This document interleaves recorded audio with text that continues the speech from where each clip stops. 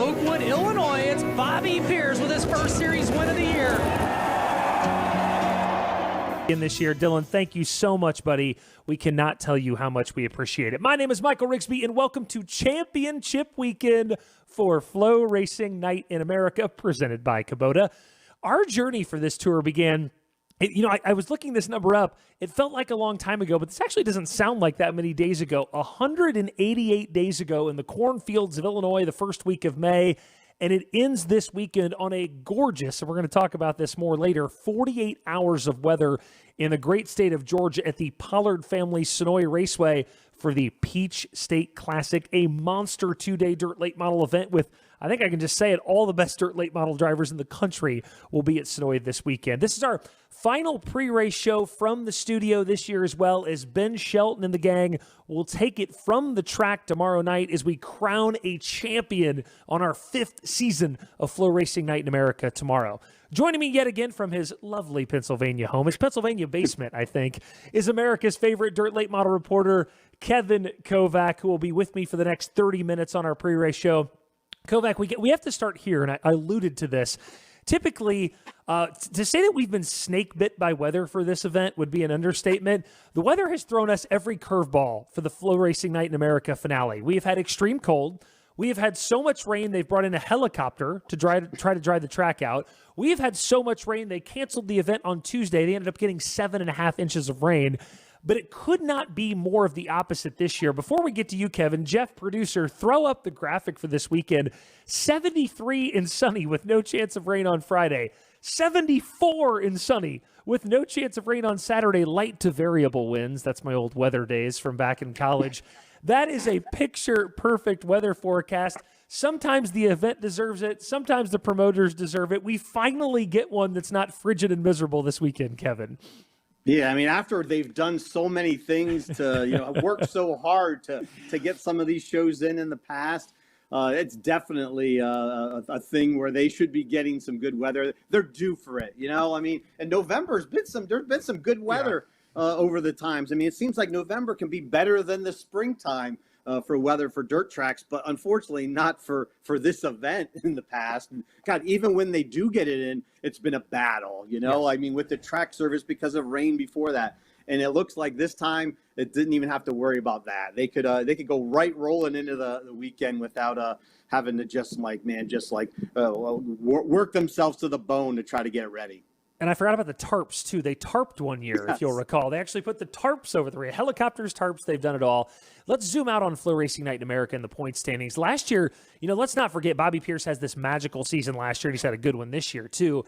He came into the finale at Senoia, and it looked over, right? But RTJ sweeps the entire weekend, and he steals the $75,000 championship from the 32. Fast forward now to this year, Bobby is up 48 points. Not on Ricky, but it's on JD, who's in second. There are some scenarios where JD could steal a championship. Does history repeat itself, or do you think the Oakwood, Illinois driver says, no, I'm not letting that happen again? I know he doesn't love Senoia. It's not exactly his cup of tea, but do you think the 32 stamps a championship 1 week after he stamped the World of Outlaws championship last weekend?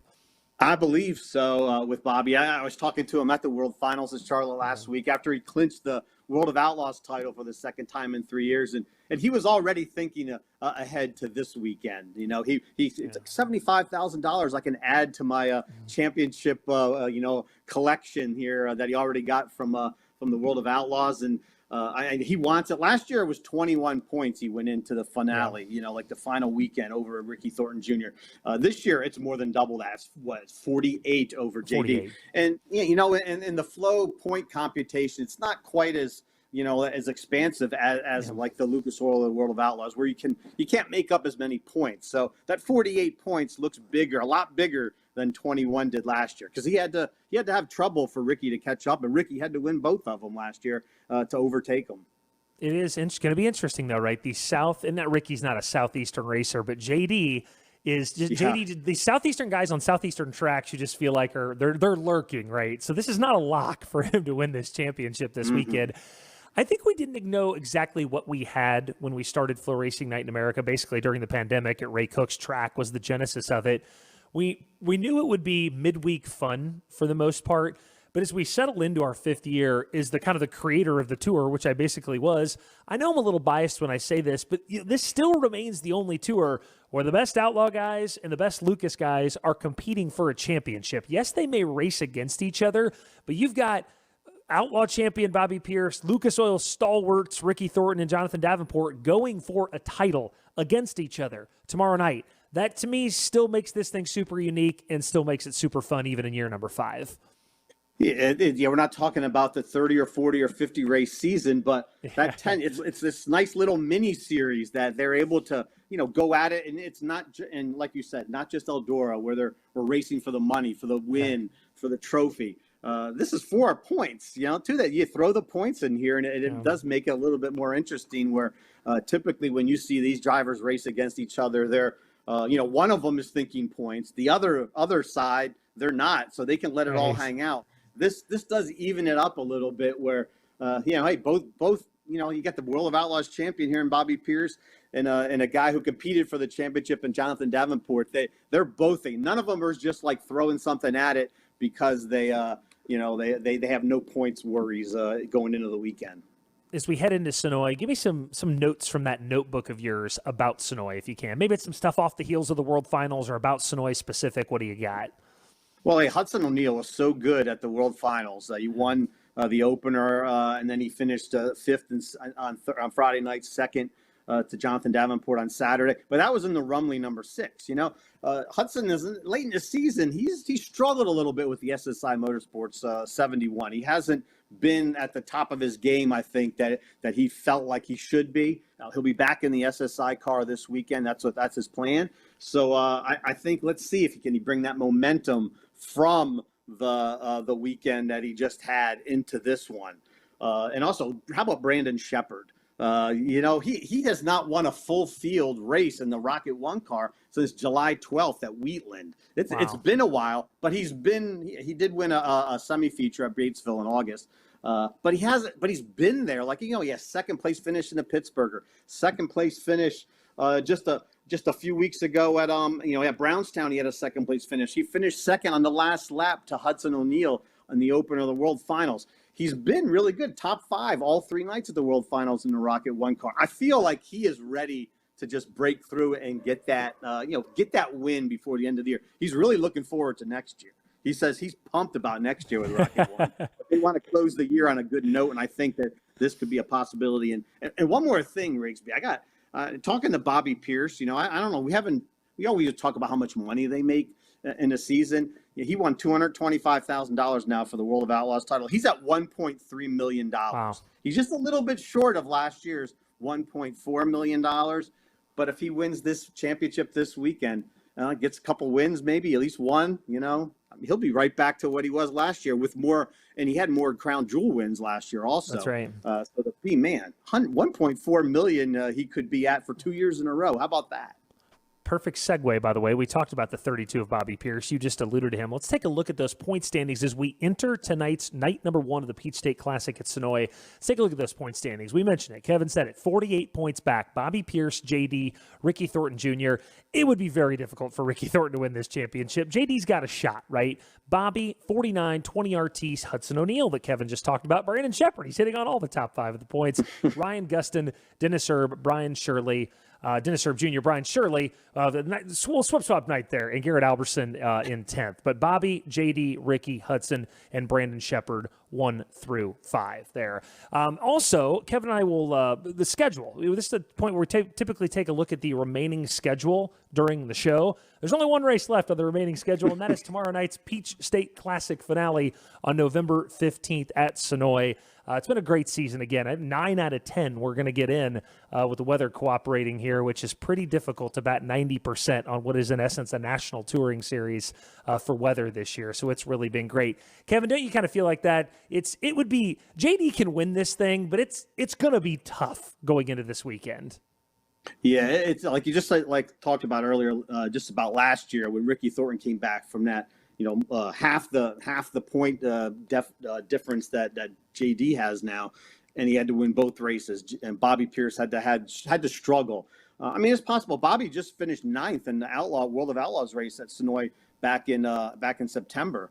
He started 8th, finished 9th. He really didn't, he wasn't really a powerful run for him. So, it's possible that, JD back in his Georgia home turf there, maybe he's able to make something happen, but he's got to be perfect, and Bobby's got to have problems. I want to correct that, too. It's Nick Hoffman who's 9th in points. Our graphic did not illustrate that. Dennis Erb Jr. in 7th. Brian Shirley in 8th. I'm looking at my monitor over here. Nick Hoffman in 9th and Garrett Alberson in 10th. My apologies to Nick, who's always causing an uproar in the modified rules world, by the way. And I don't even think it's Nick's fault. I think the guy just wins 7 million races, and there's always something going on with him. I feel bad for Nick Hoffman, the chassis builder. So did they discuss that at Charlotte at all? Was Nick, did you talk to him about that at all, or no? This is all late models all the time we were on that weekend. The only modifieds I was talking about were big block modifieds. I walked right into that one. Did you enjoy the big blocks at Charlotte, Kevin, as always, or no? I wasn't able to. I didn't see the second the second night feature because the late models ran first, so I was already back in the pits. But yeah, it's always nice seeing the big blocks. Seen a lot of faces that I hadn't seen in a while. How about this new World Finals weather we've got now, too? All of a sudden, it's just ninth as the World Finals. And when I started Dirt on Dirt, it was freezing every year for the World Finals for a decade. I'm looking at people wearing short-sleeve shirts every night, Kovac. What is this at Charlotte now? There were shorts on Saturday night. Some people were wearing shorts on Saturday night. And it actually got warmer each day. Like the first day was a little chilly after the sun went down, but the others, it actually, you didn't even need that winter coat that you're bundled up in. It was probably the best weather in terms of warmth for the entire night that I've ever seen for the World Finals. I still love the World Finals. I haven't been in a couple years. I will return at some point. It's BS now that it was Amber and I in the tent freezing to death forever there for many, many years. Kevin and I are going to take a step back in our first commercial break. When we return, it's the Hall of Famer, Todd Turner, will join us to talk Senoia, dirt late model racing, and a lot more. You're watching the pre-race show for FloRacing Night in America on Championship Weekend from Senoia, presented by Kubota. We're back after this. Your Kubota was built to perform. Help protect that performance with Kubota Genuine Oil Filters, engineered for 99.5% filtration efficiency to trap harmful contaminants and reduce wear. Premium materials, tight seals, and proven test results make the difference. Available now at your local Kubota dealership. Kubota Genuine Parts, for those who do it right.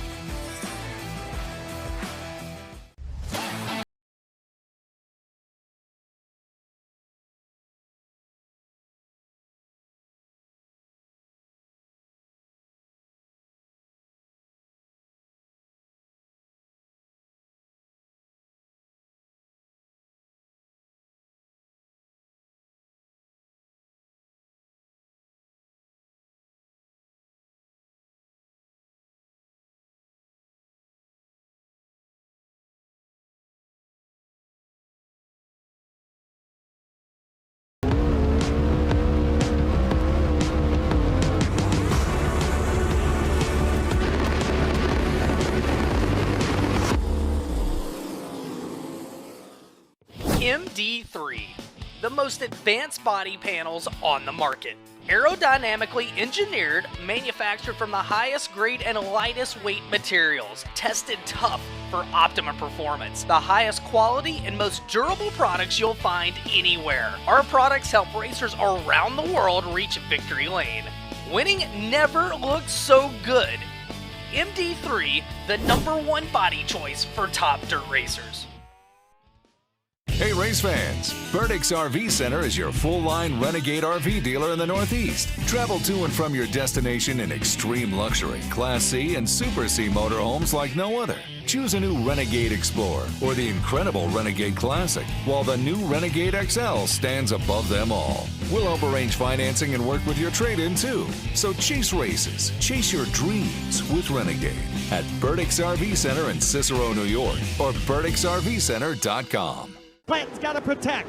White flag in the air, coming up, 1 to go. Here comes Smokey Madden.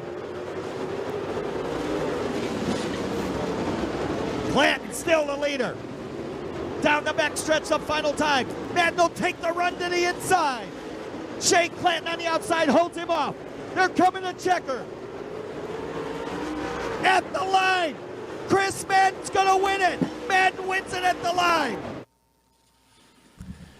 I think it's safe to say that things have been a bit up and down with Senoia over the past, we'll say 7 or 8 years. But it was around 2016, 17, 18, and that race was from April of 2016, that Madden Clanton photo finish, when it was really one of the best racetracks in the country, period. It was, my wife's a big Taylor Swift fan, so she uses the term eras all the time. That was when it was in its West Plains era right there. It was racing like the old West Plains. Locals will tell you now, though, it's been really good this year. Gary Winger, Ashton Winger, those guys have said it's back to the way it was racing in 2016, 17, and 18, so I hope we see that this weekend for the Peach State Classic. Kovac, how do you observe it kind of from afar? How do you kind of take a look at Senoia from afar? Is just a racetrack, a facility, everything? Well, it looks like a great place, Yeah, I love those places. You have the drive-in around it. People can kind of get a good view of it, and it sits down in the, with that grandstand. The track sits down in there. But I don't really view it as a southern racetrack because of That's when fair. you look at it. I mean, we just came from Charlotte, and I think I'm still shaking red clay dust out of my hair, out of my ears. It's still there. And that's what so many racetracks are down south. You automatically see that red clay. You're down south, and it's not that way at Senoia. It's got that more grayish dirt. I'm like, where do they get this from? This isn't stuff that's down south, is it? It just gives me a different feel just immediately looking at it. One of the great pleasures I still get after 18 years basically of doing this job and being on air is when I get to talk to my good friend and a man who helped shape my entire career. That is the Hall of Famer Todd Turner, and Kevin and I welcome him in now to our pre-race show. Todd, I don't always do this, but I'm going to go kind of right back to the same question I just asked Kevin. Senoia isn't this place in the dirt late model world that has this long and detailed history, right? It's not Florence or Eldora or East Bay or Fairbury. But I do think in a short amount of time, it's kind of made a nice stamp. As a longtime dirt late model veteran and reporter, kind of like I asked Kevin, how do you view this Georgia racetrack?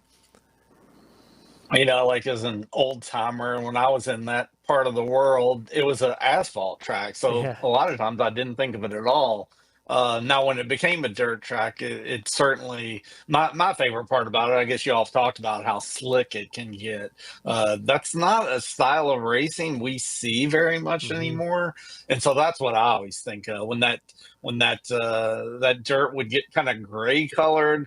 And I really love that type of racing. Now, I know it's not everybody's cup of tea, and I feel like we have lots more kind of like hammer down racing these days.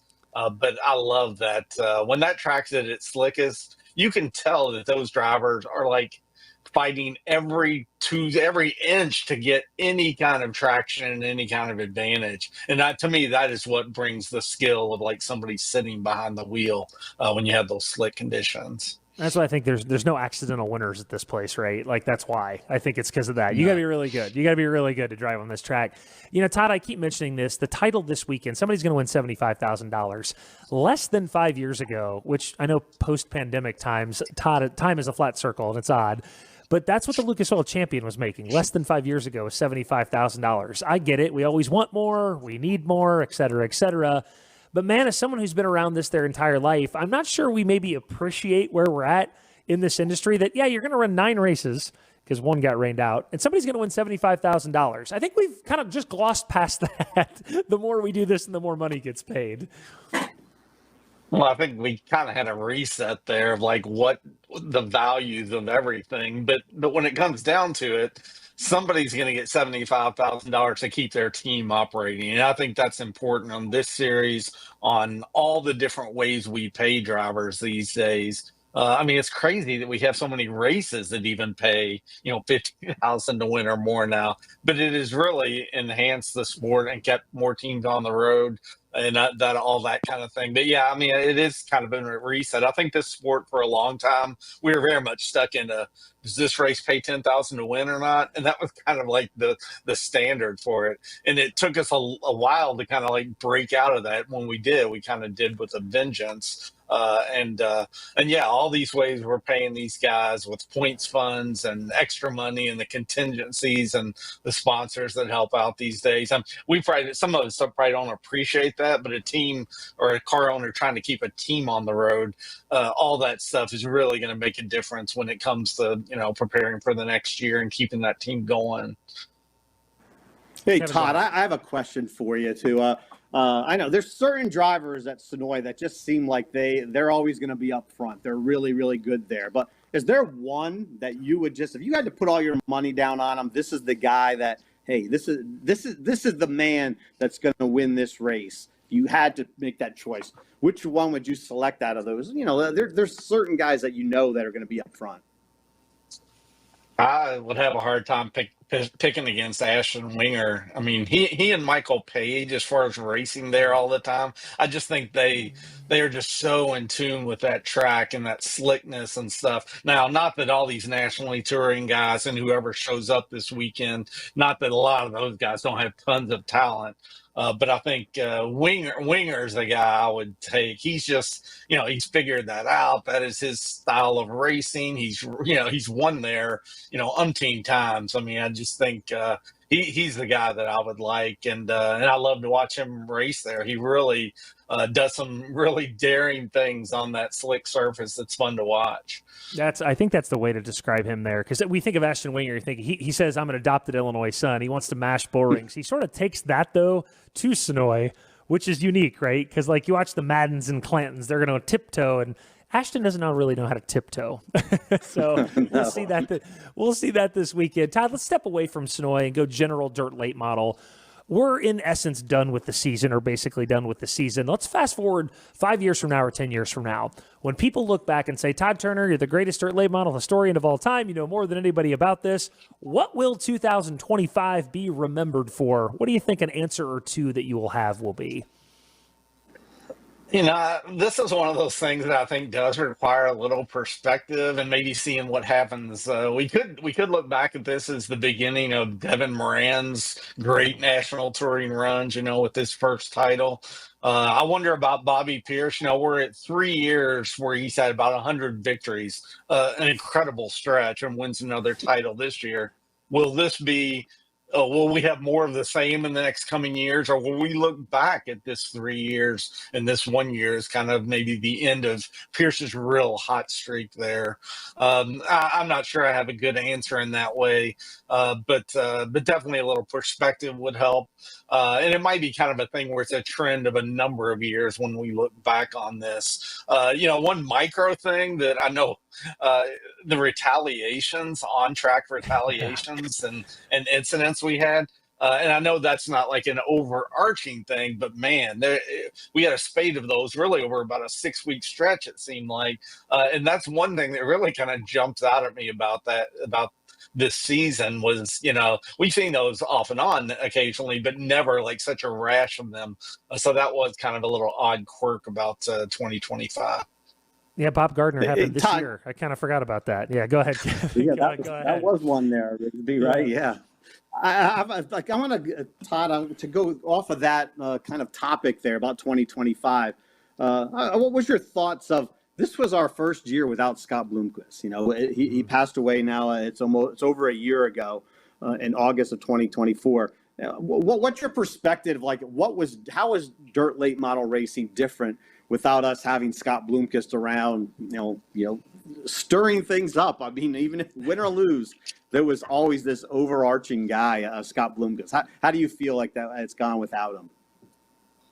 We did have some time there to kind of, with him not racing a whole lot over the last 4 or 5 years that kind of gave us a little perspective of this. But he still, as you mentioned, tended to be in the news or in the mix in some way, with that flip at Eldora, helping Garrett Smith at the Dirt Track World Championship.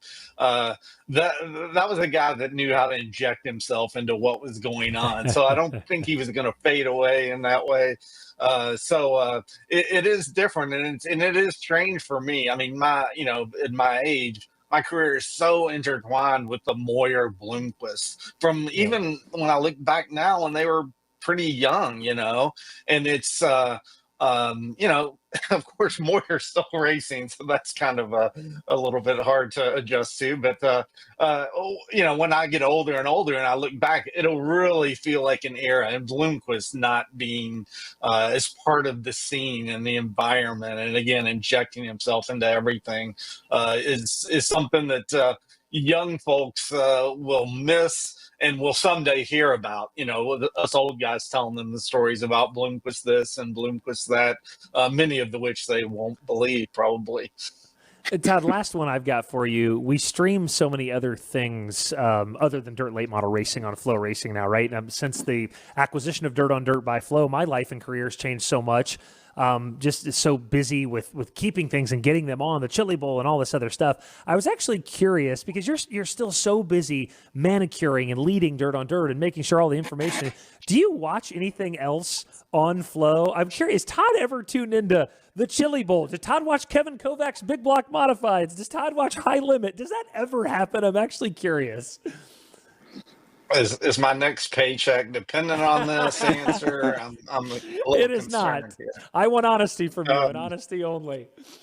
And not to be like some huge dirt late model snob, but honestly, I don't. And it's mostly because I am just I spend so much time on dirt late models that I think, my life outside that, I don't want to spend a whole lot of time doing other things. Now, occasionally, by osmosis, you hear about what's going on, with sprint cars or NASCAR or whatever it is. So you kind of soak that stuff in a little bit, even if you're not paying attention to it. I will say the last thing I literally tuned in and watched, and this is because Kevin told me about it, when Stuart Friesen had that horrible crash this summer.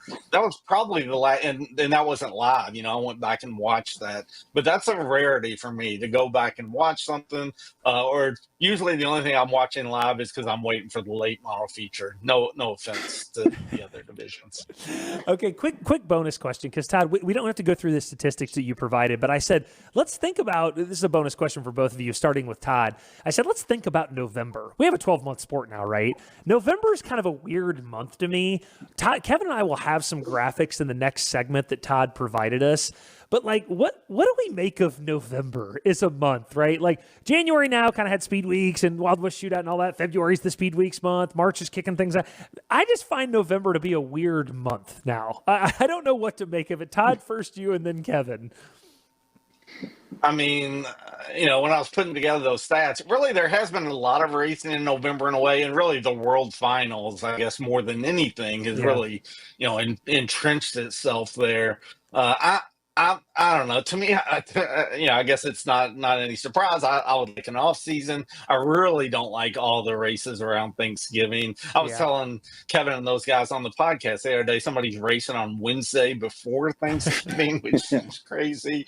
So I don't know. November, it is a little bit of an odd month, but in reality, there are a lot of races in November still, and clearly big money on the line as we see this weekend. Kevin, your thoughts, November. Yeah. Take it or leave it. Yeah, I'm with Todd on that. Really, the World Finals since 2007, that's been the thing for November. Although the Blue Gray 100 was a race that seems like it was always in November, mid-November there, moved up a little bit on the schedule this year. And I think I mentioned it earlier. It feels like the weather seems like it stays a little warmer into November.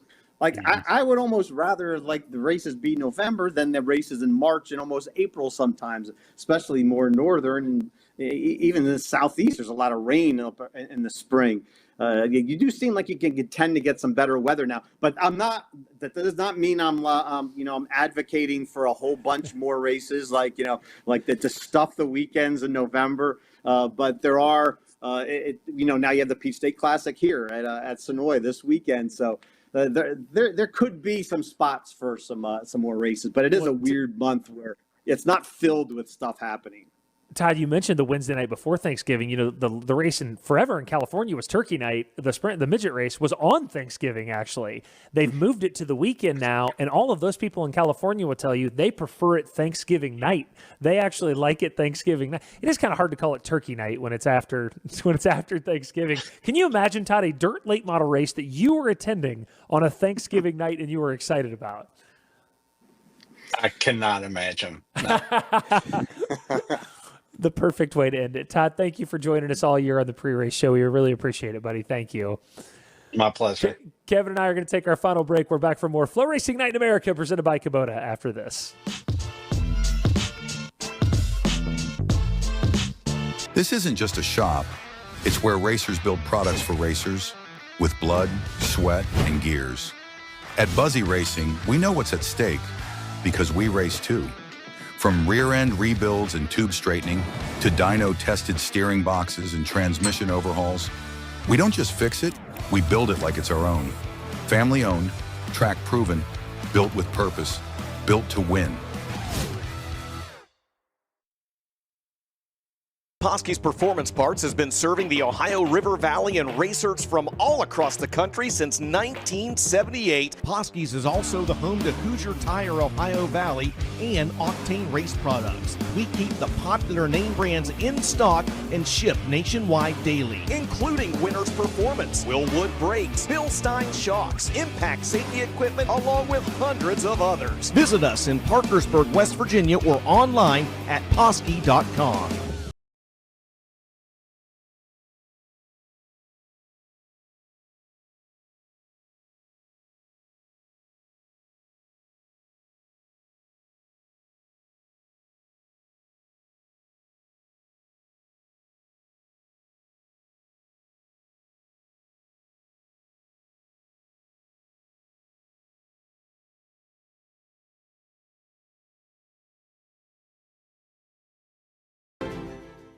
Allgaier Performance is your one-stop shop for all your parts, tires, shocks, and fabrication needs. From drag strips to your local dirt track and asphalt tracks, Allgaier Performance can get what you need on track and into victory lane. Allgaier Performance is now the Midwest dealer for Longhorn chassis, complete with cars and genuine Longhorn parts and components. Stop by our locations in Springfield, Illinois, or Brownsburg, Indiana, or visit online at allgaierperformance.com.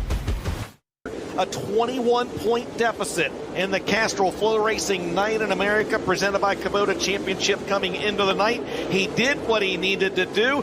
Coming off corner number 4, he's going to win the Peach State Classic for the second time in his career. Ricky Thornton Jr. wins the race, and Ricky Thornton Jr. wins the 2024 Castrol FloRacing Night in America Championship presented by Kubota. Like we said off the top of the show, nobody gave RTJ much of a chance to win that title last year as we approached the final weekend, but not only did he make up the entire points total, he just said, screw all of you. I disagree. He swept the weekend and walked away with a $75,000 FloRacing Night in America championship. Kovac, we alluded to this with Todd. I said, Todd always, if I just give him a thought, he will come up with these incredible graphics that illustrate that thought. And I said, Todd, give me something for November, what I kind of consider the forgotten month, because I think World Finals, yes, but the Dome is December now, right? That's it. It's the only race. It's all we got. The Dome is December. I said, help me consider November. And he came up with some great stuff. So let's take a look at that now. Jeff, producer Jeff, let's throw up the first one. So he went back 25 years. Super late model winners of 10,000 or more in the month of November, the last 25 years. Kovac, I bet you could have guessed at least 4 of these top 6. Do you think you would have gotten Madden, J.D. Bloomer, Owens, Overton? I bet you would have gotten those, don't you think? Oh, I feel definitely with Madden. I mean, geez, how many races has he probably won at Cherokee? Exactly. In the month of November, right?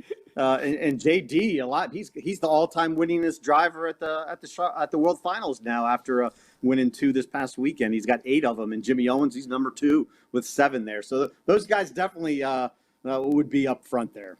Heavy Southeastern contingent, right? You've got Madden, J.D. Bloomer, Owens, and Overton, that top 6 all Southeastern guys. Ricky Thornton right back to Dale McDowell. Nobody on the right side really surprised me. Obviously, Josh got all those. Josh's last November victory, Kovac, 12 years ago. Isn't that kind of wild? 12 years ago. His last would have been his last World Finals victory. Mikey, Bobby Pierce, and Brandon Shepard round out that list. I thought that was great. Here's another list regarding super late model events paying $10,000 to win in the last 25 years again. Going back to 2000, 160 late model events have been contested in November, paying at least $10,000 to win. I thought this statistic was, I guess it didn't shock me, but I didn't think it would be half. Half of those events are in North Carolina or South Carolina. So, Kovac, that's basically World Finals and Cherokee is what that is, right? Yeah. That World Finals has skewed it now, right? You know, right. With the 2 and now 3 features every year. So they're gonna get a little bit more racing in than other states. Yeah, super late models average 6 five-figure paydays a year in November. The record, there was 12 of them in 2022. In all, 33 tracks have hosted five-figure November paydays, led by Charlotte, East Alabama, of course, the National 100, and Cherokee, and Senoia now has crept up there in the last couple of years with 8. And, that's one thing, Kovac. I think we could have picked that, too. Like, name the Southeastern tracks that have paid a lot of money late in the season. We would have got Charlotte, East Alabama, and Cherokee. There's just not a lot of them that have done it. Don't you think that's right? Yeah, they're the staples of the late season. How many times there was those days when Scott Bloomquist would run Charlotte World Finals and then head over to East Alabama on Sunday and tag a B main and to run the National 100. So those two are those tracks are always together in the November scheduling. God bless East Alabama, but some of those early years of Dirt on Dirt when I would make that drive and go then to East Alabama on Sunday if I wasn't going to the banquet, and the things that East Alabama would do back in the day to cater to Scott. How about 39 pace laps for Scott to repair a flat tire? Scott to the back again, 10 more pace laps. God love East Alabama. God love Scott, but man, he got away with some stuff there back in the day. 11 states have hosted 5 or 10,000 events. California on that list with Nevada too. Those surprised me a little bit being on that list. And Eckert, Mars, Burkhofer, among the guys who have won multiple five-figure November paydays. And I would have said, I think I probably would have got those guys too, Kevin. Would you have guessed it would have been that group? Oh, yeah, those guys are, Rick Eckert, a lot of times he'd hang around and run that National 100. Burkhofer back in the day, he'd stay on the road. Jimmy Mars had his days too, where he was on the road and would. Jimmy has won he's won in a lot of different places too. Yes. Sometimes he hasn't raced the last few years, so you forget about that sometimes. But man, Jimmy, he's a big winner all over the place. All right, Kevin, it is time now for industry headlines.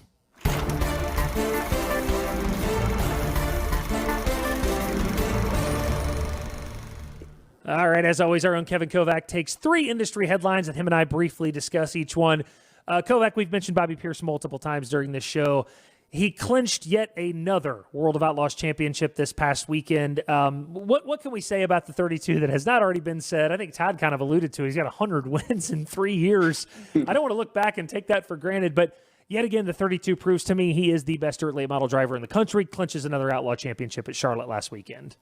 There was a point a few years ago where, man, is he going to become a national touring, star? Yeah. It's hard to leave that Midwestern, cradle that he's in with so many wins that he's able to get there if he runs Summer Nationals. But 3 years now, he's run the World of Outlaws. He had that one Lucas Oil race season back, 6 years ago with Dunn Benson. But now he is locked in as a national guy.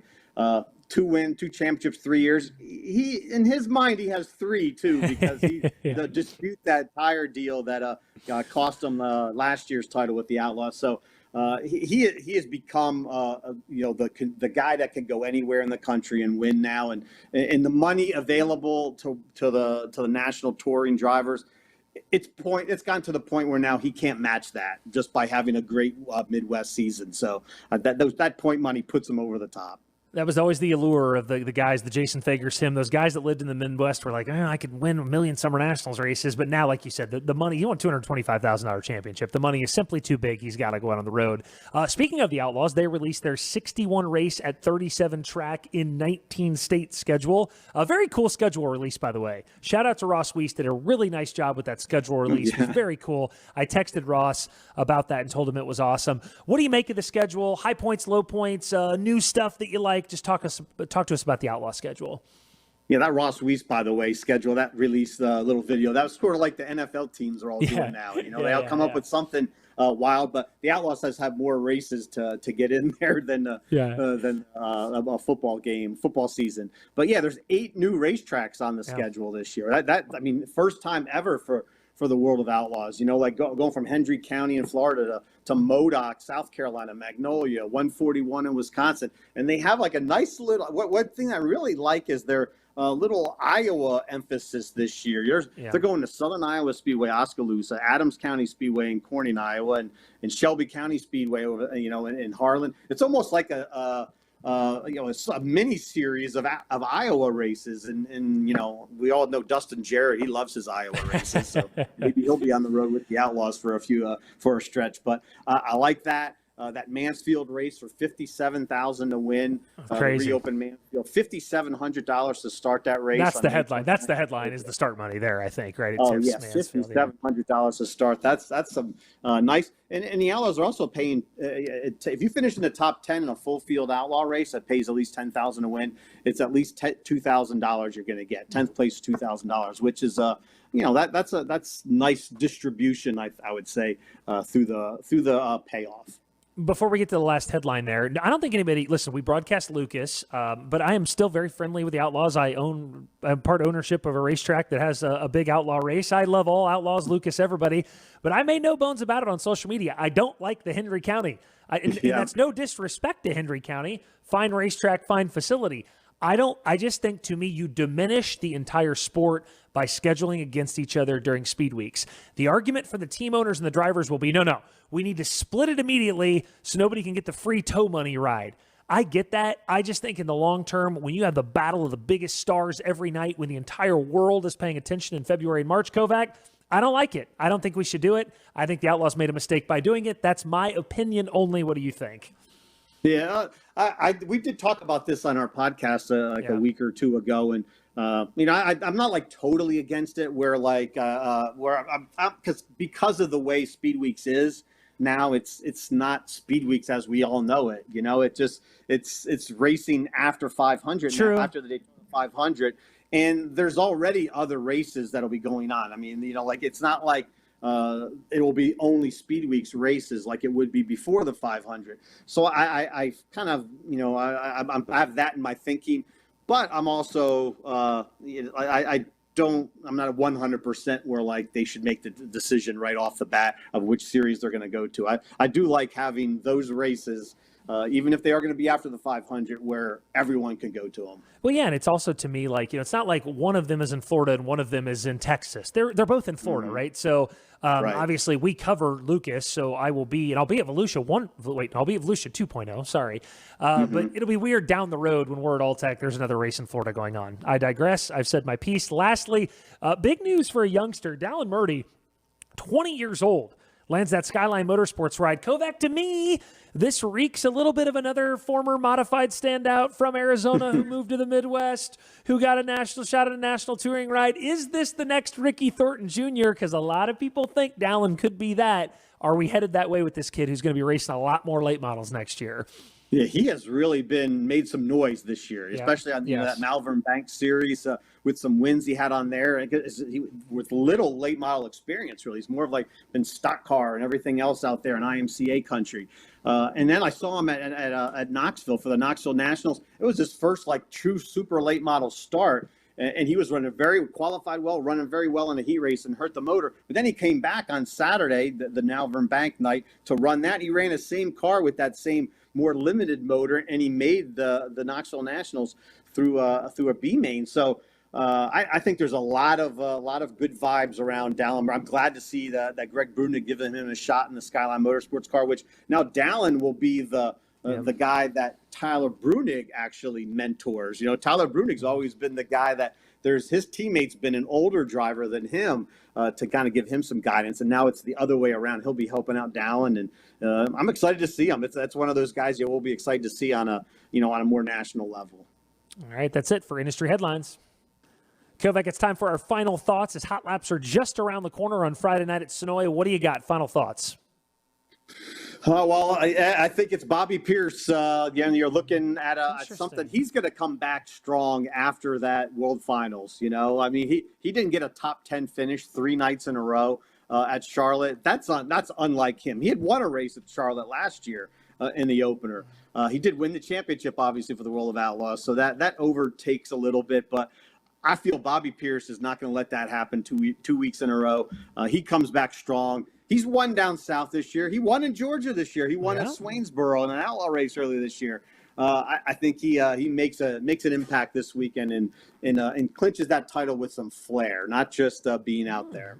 Yeah, and he makes no bones about it. This is not his favorite racetrack. This is not his cup of tea. Black Slick in Georgia is not Bobby Pierce's. It's not a mile-high cushion on black dirt.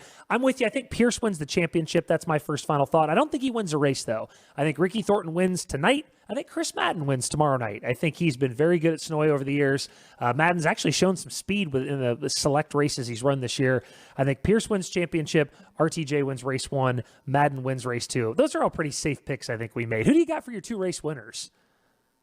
Well, I'm going to go with Bobby Pierce for one. How about Saturday night Bobby Pierce? I think that he breaks through at Senoia. And Friday night, how about Jonathan Davenport does get another win? It makes it a little bit more exciting. It adds a little excitement to him, puts the pressure on a little bit to make sure Bobby can come through on Saturday. But I think he will. Okay, that'd be a nice flair for the dramatic. The points gap closes tonight. Tomorrow, JD's right there. Bobby puts the punctuation on it. That would be good. One last thought, too, is I'm just happy for the Pollard family. Bubba Pollard, for those dirt late model folks who are watching this who don't realize, the owner of Senoia is the Pollard family, spearheaded by Bubba. Bubba is an unbelievable asphalt driver. He has been a short track asphalt late model driver for a long time. He's really, really good. And I think a lot of people, even dirt late model guys, go there, Kovac, and don't realize, so this guy's a really accomplished racer just on the asphalt side. They have done an unbelievable job with this facility. So I'm happy for them this weekend that we finally get the weather they deserve, and I hope they hit a huge home run. That'll be it for Kevin and I. And I mentioned off the top of the show, our final pre-race studio show of the year. Ben and the gang will take it from the racetrack tomorrow night. I can't say thanks to them enough. It's just been an awesome season. It really has been a great 10-race mini-series. We hatched this thing 5 years ago, and I cannot believe how big it's gotten in 5 short years. Thank you to everybody who made it possible this year. Our in-studio producers, Jeff Burba, who's here now, Kane Runyon, Todd Turner, Kevin Kovac, Dylan Scott, who has just been amazing to work with, and hopefully will provide the anthem for us again next year in 2026. Hot laps are up after the break. Thank you to everyone, including Kubota, who made this series happen again this year. For the final time in 2025, thank you for watching. Ben Shelton will bring you home after the break on FloRacing Night in America.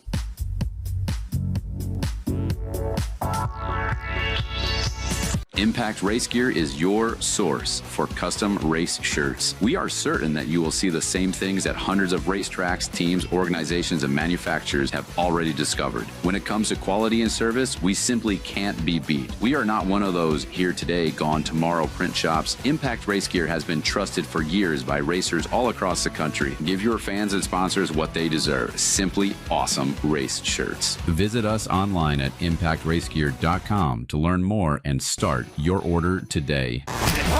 Since 1978, Snake Manufacturing has been the leader in high-performance power steering. Employee-owned and built in the USA, we proudly deliver the best in-class steering equipment. With constant innovation and development, we push performance to the next level because champions demand the best. When precision matters and performance counts, trust the experts. Sweet Manufacturing. Let us turn your wheels. Race fans, Dirt Draft is your #1 fantasy racing app. Play along with hundreds of events each year featuring the biggest stars in series and racing. Draft your team each race night and compete against hundreds of fans across the country.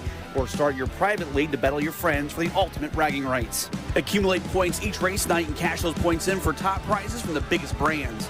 Sign up today and learn more at dirtdraft.com or download in Google Play or the App Store. Dirt Draft, your fantasy racing edge. MD3, the most advanced body panels on the market. Aerodynamically engineered, manufactured from the highest grade and lightest weight materials, tested tough for optimum performance. The highest quality and most durable products you'll find anywhere. Our products help racers around the world reach victory lane. Winning never looked so good. MD3, the #1 body choice for top dirt racers.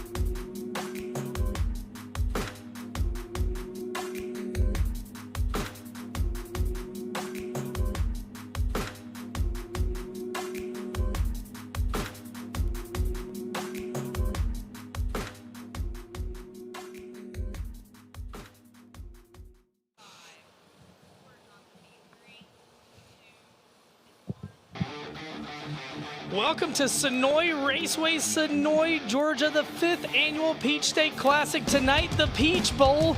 And boy, is Mother Nature a race fan. It's only taken 5 years, Cody, earlier for Mother Nature to be a race fan, but we've got that here tonight as we kick off round number 8 of FloRacing Night in America presented by Kubota. I'm Ben Shelton. Cody early on the broadcast. Cody, last year you were in the infield. You were not warm in the infield. No, I wasn't even close to being warm. We're going to have Earl Hoon Jr. down there in a little bit. We're in the tower on a beautiful day where, honestly, it feels like a rotisserie chicken in this tower with all the glass. It is gorgeous. We have 44 FloRacing Night in America Super Late models presented by Kubota. Right at 3602s, they're going to have a complete show tonight. We're going to have a complete show, and over $208,000 paid out this weekend at the Pollard Palace of Speed. And Cody, you've been here many times, and if anybody deserves a weather weekend like we have this weekend, it's the Pollard family. Oh, most definitely. And they've already said the camping is sold out. They're parking them all the way to probably the next closest county closest to us as far as the eye can see. Not only that, but we still have a championship to decide this weekend too. We got a championship, so many different scenarios. 4 guys are still contenders here tonight. But again, here today, 70+ degrees here at Senoia Raceway. The sun has been aplenty. They added a little bit of that liquid traction, the H2O, to the racetrack. It delayed hot laps about 30 minutes. We're going to have cars on track at 5:30. And honestly, we never expected it to be this warm when we made the order of events. I think tomorrow we'll probably slide back the start time as well. And a guy that is basking in the sunshine down in the infield, his first time to Senoia Raceway from Port Royal Speedway, the Chili Bowl, and, well, witness protection, Earl Hoon Jr. Earl, your first time to Senoia. What are your thoughts so far today? Thank you, Ben Sheldon. I am absolutely loving my first visit here to the Senoia Raceway in Senoia, Georgia. I mean, right when I drove my vehicle in here, I mean, I could just imagine. I already love this place. It's super clean. It's wide open. Plenty of room for campers here, and plenty of room to have some fun. You mentioned it. The pit area is absolutely jam-packed with late models here this weekend. But something I would like to note, as we travel all up and down the roads throughout the country, and I get to cross off a lot of new tracks here during the 2025 racing season, I think this is the very first time I come to a racetrack and I notice a softball field behind the main grandstands. And it got me thinking here a little bit, guys, that maybe next year to kick off the Peach State Classic weekend, we might have a little Flo staff softball tournament. I already got the ball rolling on this. Tiffany Swisher, our lead producer here this weekend, she's going to be a coach, and maybe I'll bring Eric Rigsby. He can be the other coach of the team. But no, you said it, absolutely gorgeous weekend right here. Nothing but sunshine, and you mentioned the temperature. A very warm 75-degree day here to kick off the weekend. Well, I'll tell you what, Earl, I'm not letting anybody get near me with any kind of projectiles on this crew, whether it's bats or balls, because I deserve every single thing that I get, and we've got an amazing crew. Well, right now, truck prep continues. We're going to step aside. Thanks to marketing partners. When we come back to Senoia Raceway, we're going to talk about contenders tonight. We're going to take a look at last year and all points in between. This is the 5th annual Peach State Classic, and you're either in the house or you're watching live at FloRacing.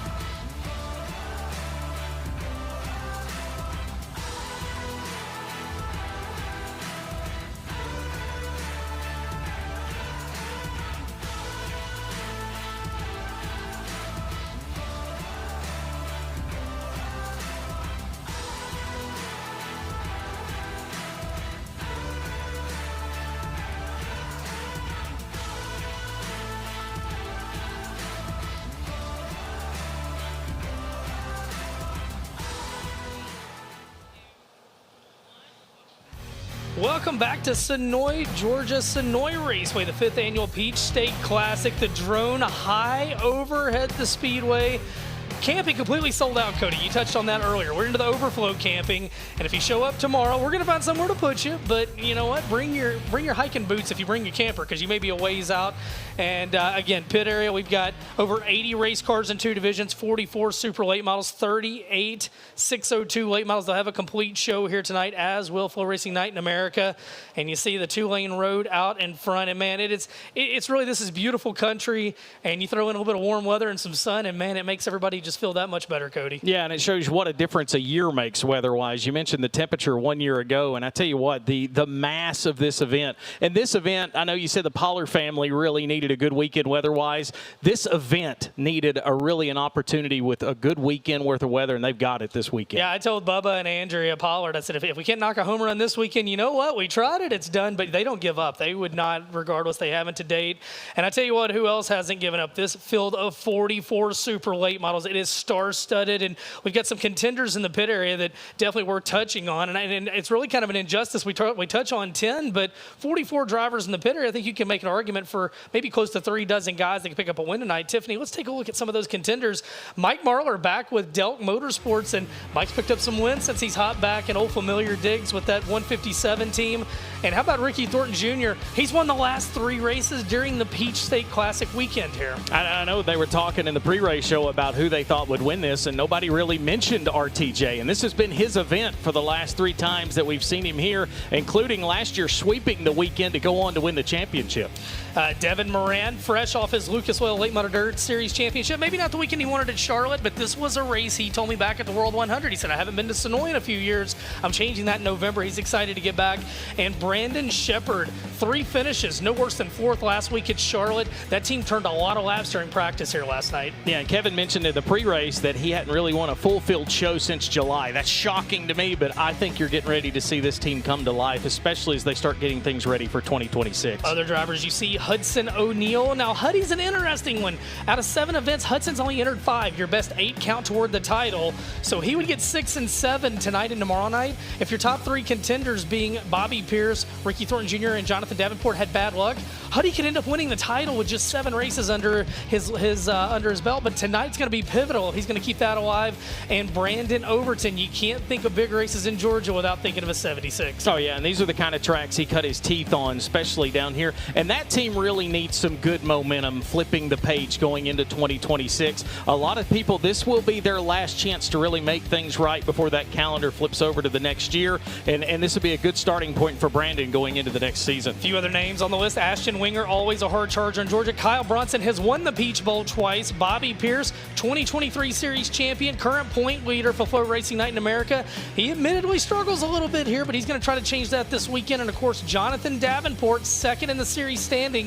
He was our champion in 21. He's got a chance at the title as well. Well, so many storylines, so much great action. We're about 25 minutes away from on-track action. Let's take a look back a year ago tonight, the Peach Bowl, and let's see how it unfolded on a very challenging Senoia Raceway after a wet week in 2024. 40 laps is the distance. It's Jonathan Davenport on the pole, Ricky Thornton Jr. on the outside, and they fire in the starting zone in turns number 3 and 4. That's right. Jonathan Davenport takes him into 1 and 2. Alberson up to 2nd. Now Thornton to his outside down the back straightaway. Thornton will take the 2nd spot away from Alberson. Lap number 1, though, is going to go to the 49 of Blairsville, Georgia's Jonathan Davenport. Jonathan Davenport, who admitted it's been a hot minute since he's been here to Senoia Raceway, going to get a very healthy advantage to start this one. And right now, the field still 2 by 2 by 2 behind him. And we've got trouble coming off corner number 2 as Ethan Dodson is slow in the back straightaway. Matthew Taylor has been caught up in an accident, and Carson Ferguson also involved. 3 bodies, instant replay. And keep an eye on it. As, Matthew Taylor just got around. Okay. And Ethan Dodson, with nowhere to go, gets collected. With Senoia Raceway, Castro FloRacing Night in America, presented by Kubota, is back underway. Indeed it is. Jonathan Davenport led the opening lap and had a healthy advantage. Oh, but he missed it down in 1 and 2, DJ. He shot up the track, Thornton to the lead, and now Davenport's going to look back to his outside as Davenport just got a little crossed up down there, and you got a new leader, Ricky Thornton Jr., but here comes JD. Yeah, and I thought for a moment, actually, Dylan Knowles was going to go down to the bottom side of the racetrack and drive by both of them. He wasn't able to do it, and they're throwing sliders on each other at the front of the field with Dylan Knowles right there lurking in the shadows as he comes off the fourth corner. I thought he was going to rail the 49. And maybe Dylan Knowles is the guy that could get that surprise win here tonight as your top two cars break away just a little bit. Dylan Knowles comes under fire from Garrett Alberson. And yeah, Davenport is just like the car took off on him on that restart, and that allowed Thornton to go by now with 4 laps complete, 36 to go. And man, I tell you what, it is tricky getting into one as we just saw Knowles' car take off on him. Ashton Winger, man. Winger has got a line on the inside of that racetrack that he likes really, really well. As he just smoked a few guys like a cigarette working his way around them. He's up to third right now. Side by side for fourth. As you look back on the battle for fifth, there's the battle for fourth now between Bobby Pierce in 32 and the 15 Garrett Alberson. Pierce with a gnarly one. Hang on, Thornton got high down in 1 and 2. He'll get it back together though, and that allows Davenport to make up a little bit of ground. You're exactly right, Ben. Business going to pick up at the front of the field as RTJ has caught the tail end of the field, and the first driver to go 1 lap down is going to be Spence in the 19M. And Thornton throws a slider at him. Man, sprint cars would love this place tonight as it's got you could build 2 cushions on this thing, one in the middle and one on the top, as right now Thornton and Davenport working through lap traffic, and JD's not letting Ricky get away from him. Yeah, no, those 2 drivers have collectively pulled away by 2.5 seconds over your third place car, which is now Bobby Pierce, your leader. Here comes Bobby Pierce trying to take second from JD. Bobby Pierce looks to the outside, coming around to complete lap number 17. Out front, it's Thornton, and Davenport will hold on to second, but he's got Pierce right there with him. As Pierce going to work, he diamonds off the corner. Alberson in fourth. Fager sits back in fifth as they work off into 3 and 4, and man, it is kamikaze style here tonight. Yeah, and it's wild to watch him kind of push his groove up the racetrack as well as Pierce is able to clear Davenport and officially take second spot at the stripe. Alberson right now in fourth, and Jason Fager's worked his way back up into the top 5. Ben, this time by, we are 1 lap shy of halfway, and neither Davenport nor Bobby Pierce are letting Ricky Thornton Jr. out of the crosshairs. And how about Davenport battling back around Pierce? And now Pierce looks back to the inside of Davenport. Good battle for that position, getting rough on the bottom in 3 and 4 again. Alberson sits back in fourth, Fager in fifth, and now Thornton's going to put just a little bit of distance between himself and that battle for second, which has been an entertaining one. Wet weather was coming in, and right now Ricky Thornton Jr. back out front here at Senoia, 9/10 of a second the advantage for the driver. Oh, Davenport, man, I don't know. I thought he broke, but he's back in the gas. That car completely slowed through turns 1 and 2, and he's going to give second back to Pierce as Pierce sets his sights on Ricky Thornton Jr. Yeah, something wasn't right there with that 49. It was like it died almost. Yeah, I don't. He's losing ground right now to the 32 as well. I don't know what the miss is in the 49. Yeah, he shut it down. He shut it down there, Ben. He's going to pull it in. Something is not right on that Lance Landers Double L Motorsports entry. We'll see if he's able to keep that car on the bottom and nurse it down to the infield. And they come around to complete lap number 29. 11 laps to go. They're catching the back of the pack. Not a lot of cars are left, but they are catching the back of the pack. And now Pierce closing in on Ricky Thornton Jr. And we go back to the opener at Macon Speedway back earlier this year in May. And those two had some fireworks to start the year. And since then, they have had a really good year on tour. And here comes Pierce with just 10 laps to go. Oh, as Thornton gets to the inside of Brendan Smith down the back straightaway. Bobby Pierce closes in. This is the battle for the lead. Absolutely it is. And this happens 3.4 seconds in front of your third place car, Garrett Alberson, as we have got a battle right here between the 20 RT and the 32 up at the front of the field. The 32 not letting him get away. All right, now they are bouncing through the holes. They're rocking the cushion. Pierce is right there with Thornton, and we've got 8 laps to go, and it's a 2-car showdown here tonight at Senoia. And those 2 drivers are putting on a show at the front of the field. As the 20 RT gets a little sideways off the corner.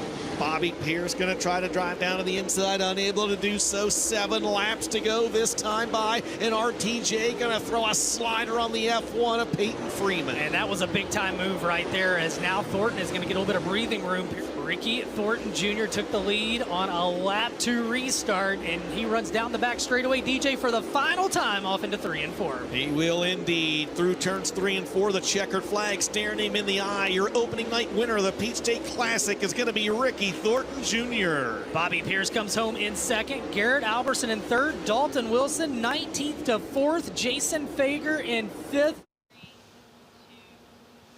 75 laps, $30,000. Well, we're going to take a peek at that one later. That was Saturday night's finale, but last year it was Cowboy Up on Friday night. And a lot of people said, well, how much did it rain Thursday?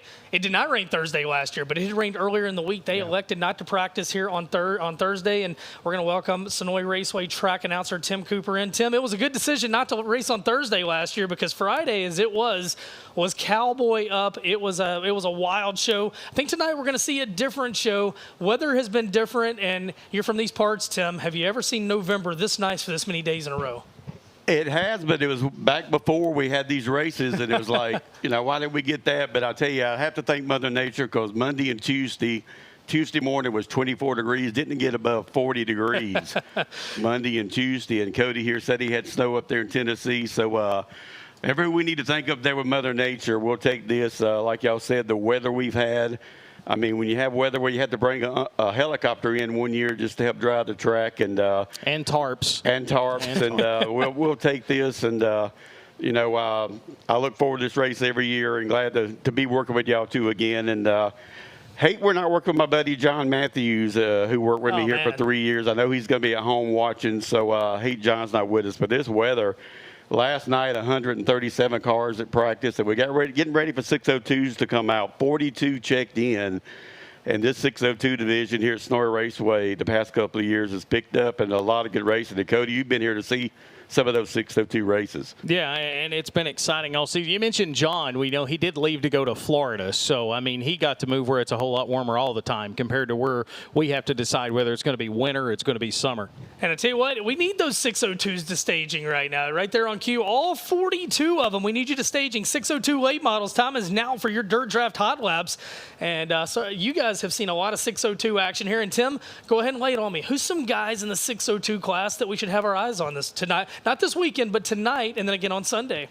Well, I'll tell you the one that comes to mind, and Cody's seen him race, 14-year-old Austin Bloodworth. Great kid, drives Capital, has Shane Clanton helping him out. I keep telling everybody, you're going to see this kid in World Outlaws or Lucas Oil one of these days. He's that good. He was out here last night and looked real fast. So Austin Bloodworth, and then I hadn't looked at the list to see who all was over there, but Austin Bloodworth is one of the big ones that is hard to beat. And Marty Massey's over there. He's our track champion in the 602 late model sportsman this year. He's up back there. Just anybody on any given night is, and the good thing, the main thing in the 602s is qualifying up front. Because if you qualify back there in the middle, it's hard to get to the front with all the good ones we have. Yeah, and one thing I've noticed this year a lot with the 602 late models, a lot of these guys have now bought into taking both the 602 and the 604 to the racetrack with them. You'll see a lot of these younger guys this weekend. You mentioned Austin Bloodworth. Colton Herbert will be another one of them. Also another driver, Logan Bradford. You'll see them double duty this weekend, and that's something about the youth that has moved into the late model racing.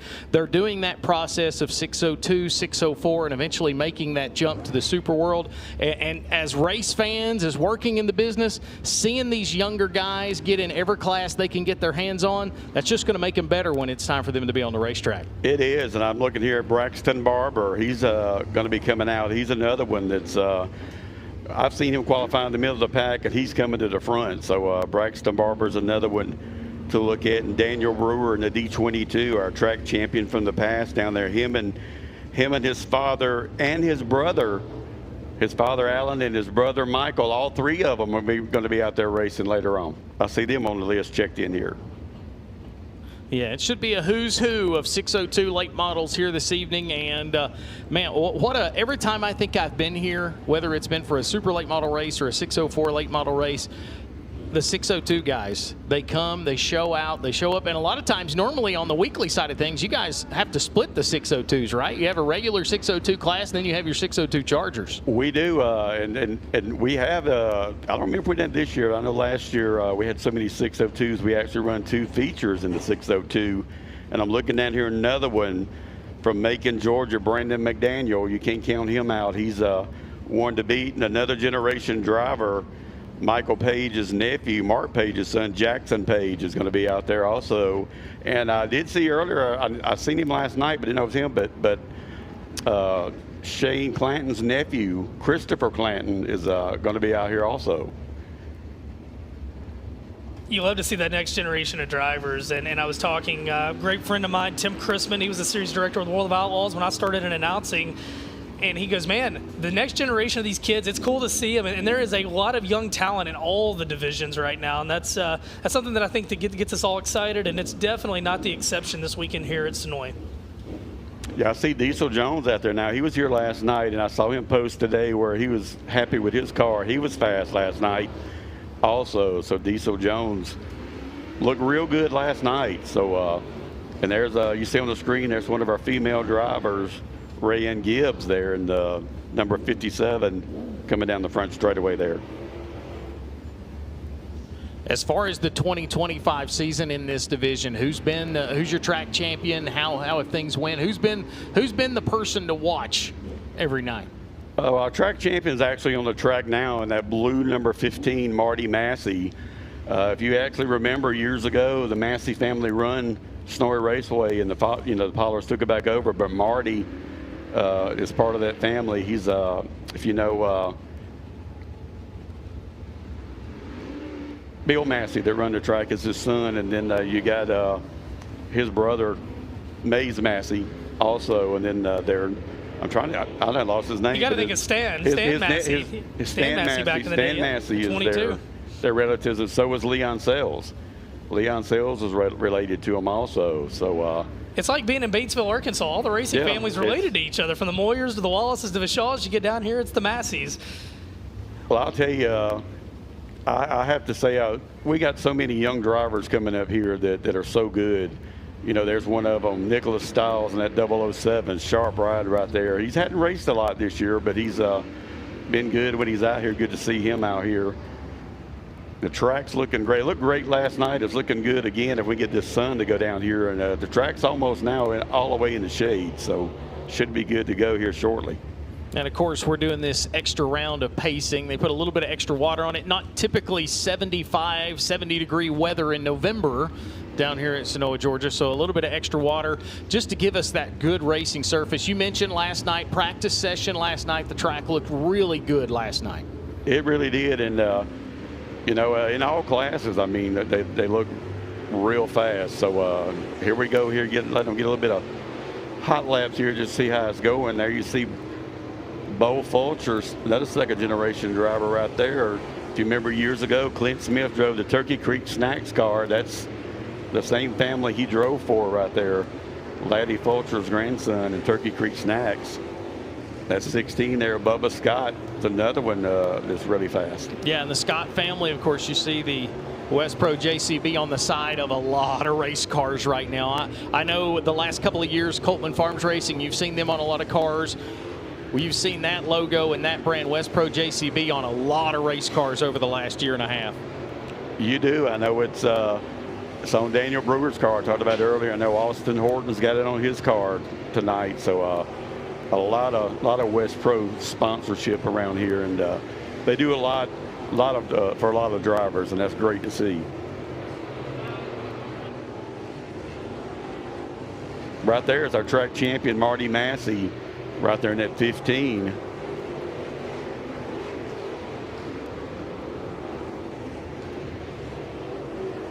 And for the 602 late models tonight, they're going to get their hot lap session. Then they get to come back tonight and get to qualify. You know, a lot of Saturday nights you'll have hot lap qualifying and such. Well, tonight they'll get their own round of qualifying, so they'll get to come back out. It's going to be a quick turnaround with only 2 divisions here tonight on this Friday night, but a good opportunity for them to maybe go and make a small adjustment or two before they come back and go on the clock. Oh, yeah, and like I said, there was so many of them here last night is, getting that practice last night and worked on those cars today. So they're going to have them dialed in pretty good, here coming up. It's about this time when they started yesterday, around 6 o'clock, and it was the sun had gone down. So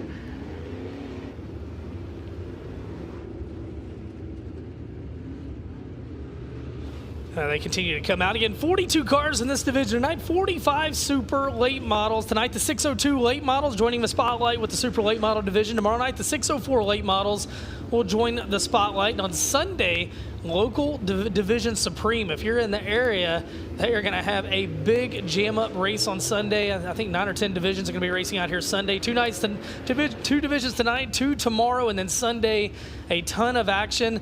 And you can see right now, racetrack's a little bit slimy. That last load of water will get you every time, but I think it's going to result in a really good racetrack as the night goes along. Yeah, there you see on the track, that right there is Jackson Page, the nephew of Michael Page, right there in that 19X. His father, Mark Page, and a lot of people don't know, but years ago, his grandmother, Darlene, and grandfather, Chuck, both raced at Seven Flags Speedway up in Douglasville, Georgia. So that family's been racing for many years, and we go back green here for this session. And again, these guys have the Chevrolet Performance 602 engines under the hood. And so you see this is an economic division for a lot of drivers. Beginner division, guys will go from 602s, 604s. And Cody, you've seen it past few years, the 604s have kind of, they've seen some of those guys dip back into the 602s because there's so many opportunities with the Sportsman late model division across the Southeast. Yeah, and I mean, there's good money there. The 602 division now, what you thought was normally under $1,000 has kind of went to $1,500, and now you're seeing a lot of $2,500 to wins, and $3,000, $5,000 to win shows in a 602 late model is not unusual anymore. So a good opportunity and a good chance for guys to come out and not only race that 602, but if they have that 604, they can race them both in that weekend and gain all the experience they can.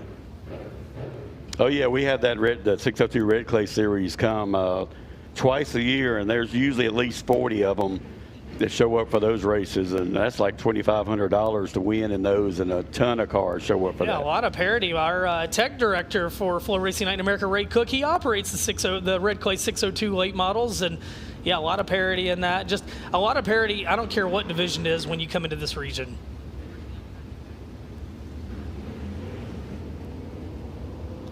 So working in on timing and scoring up for everybody watching at home at FloRacing.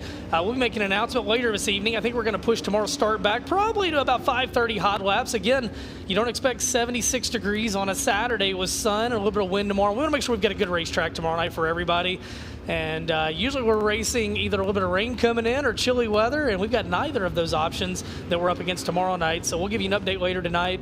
But again, getting in timing and scoring up, we appreciate everybody. If you're watching on FloRacing, we hope that you're going to join us here tomorrow.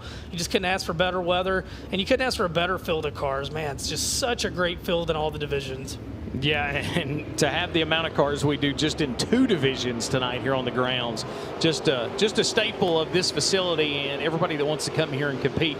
As Tim, we got this next group out on the racetrack, already starting to see everybody pick up the pace here at Senoia Raceway. And this racing surface, you see it week in and week out. For maybe somebody that's not used to seeing this place, kind of take us through what exactly surface are we looking at? Well, sometimes it's hard to tell because right now it's like this, but the later it gets, the more it gets shinier and slicker and all that good stuff. And a number of those late model drivers like for it to be that way. Like last night, it looked this way, and a couple hours after we got to practicing, it looked like it was slicked over. There you see Logan Bradford in the 67. He's had a pretty good year also, Logan Bradford. I think every time I see him on Facebook, he's won somewhere there. Yeah, and he's another one of those young talents that keeps going back and forth between the 602s and the 604. And somebody to definitely keep an eye on both tonight and tomorrow night in that 67 car as we continue to our next group. Kaz Fowler getting ready to roll out onto the racetrack. Of course, Kaz has plenty of wins, especially here in the Southeast. One that stands out with the big wins he had at Bristol back when they put the dirt on Bristol the second time around. He won multiple 602 features there in that 9 car. Yeah, he has. And He's come close to winning some races here, and just had bad luck. I know he's got some lap cars got into him, and he looked like he had it won and just had bad luck. So looking to change his luck tonight. There you see Jonathan Taylor there in the number 93J. His brother Matthew Taylor will be out here a little bit in super late models. And that's another young man. When it comes to Matthew Taylor in the 38, you'll see him in the Super. You'll see him in a 604. You'll see him in a 602. You'll see him in a Limited. Anything he can get his hands on, he is trying to get out on the racetrack. So looking forward to seeing him, and each year getting a little better and a little better each time out. And there you see Brandon McDaniel. I talked about a lot of wins in 602s. He's been running some limited races this year, doing real good in his limited car. So you may see him in limited on Sunday. And there you see Michael Brewer, his wife, Brandy Brewer, usually driving that car. Michael Brewer driving it tonight. Right there in front of him, Brandon McDaniel.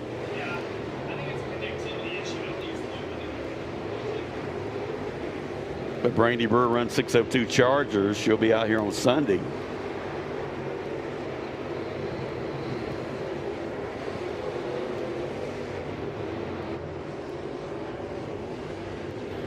So right now, Diesel Jones has the fastest time at a 15.123. Marty Massey second quick as the My Race Pass app refreshes. Of course, if you are with us here in the grandstand or you're watching from home, the My Race Pass app, you can download that. You can follow right along.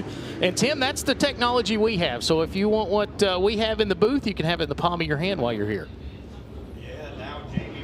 The number 6, Jamie Maurice, in the number 16, has jumped up to quick time. Usually his son, Jace Maurice, drives that car and in Chargers out here on Sunday, but Jamie Maurice driving it tonight. He's quick time now, knocking Diesel Jones and Marty Massey back as our next group rolling out now off turn 4 and turn 2 over here. So still got a bunch of them coming. You mentioned the 602 Charger division. Kind of tell the folks watching at home, because if you're here on Sunday, you're going to see that class as well. What is the difference? What's kind of the split between those two divisions here at Senoia? Well, 602 Chargers here, or most places also, a lot of tracks run it, is they're just getting in the cars and starting out, get seat time. I know here at our track, if they win 3 races in Chargers, they have to move up to the 602 late model Sportsman.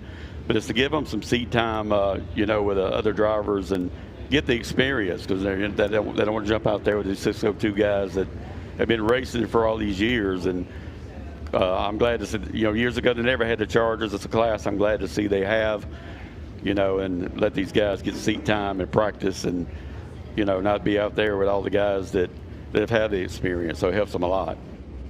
Yeah, and it helps them gain a little bit of confidence. I mean, you mentioned you don't want to jump right into that 602 class because you've got guys that are winning all over the Southeast in that division. That way maybe they can go there and build a name for themselves when they get to the 602s. They've got something to stand on. Yeah, we have some 602 Charger drivers that after a couple of weeks you can't even tell they're just starting out. They're that good. So, and you don't even have to have a driver's license to compete. Don't even have to have a driver's license. So, yeah, we got some of those that are real good, that even though they hadn't been in a car very long. There you see Matthew Cade in number 7. Been trying to get a win all year, come up short a couple of times. I'm sure Matthew loved to win tonight. Here live on FloRacing, he's come up runner-up a couple of times and had some good qualifying runs. There's Darren Ray right there behind him in number 22. Darren Ray a couple of years ago had a bad flip down the back straightaway. Totaling his car was okay, but Darren back this year with us. Looks like Brandon McDaniel. I talked about Brandon McDaniel. Now he's quick time. And Cody, these 602s are into 14 seconds, so we know these supers are going to be rolling around here. Of course, with the track champion, the track 12, what is it? 12.684, right? Track record, Brandon Overton. I don't think we'll see that tonight. No, said in July 16th of 2020 of 12.684. I did look that up though. That did happen on this surface. This was the surface when Brandon set that track record. But you're going to have to do a lot if you want to beat that. Well, it was weird because it was in July, and you would think in July you're thinking it's summertime, but we had just happened to have a rain shower right before qualifying, and they ironed the track out, and he qualified that quick. And of all things, I was on vacation and wasn't here to see it, but I heard about it. Are you saying it's unofficial because you didn't see it? Is that what you're telling me? No, I was on the beach in Panama City, so I was happy. I was on the beach where it's warm and hot.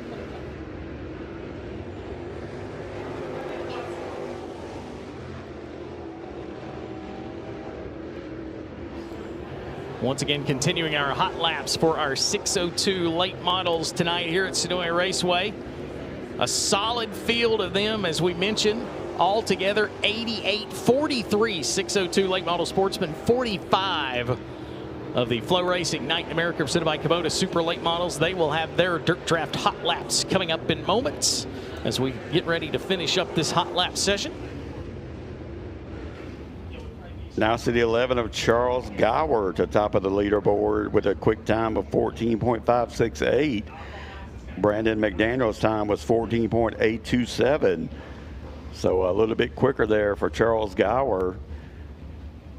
And looks like that may do it for our 602s, or we still got some more here? No, I think we might have hit the halfway point. We'll see.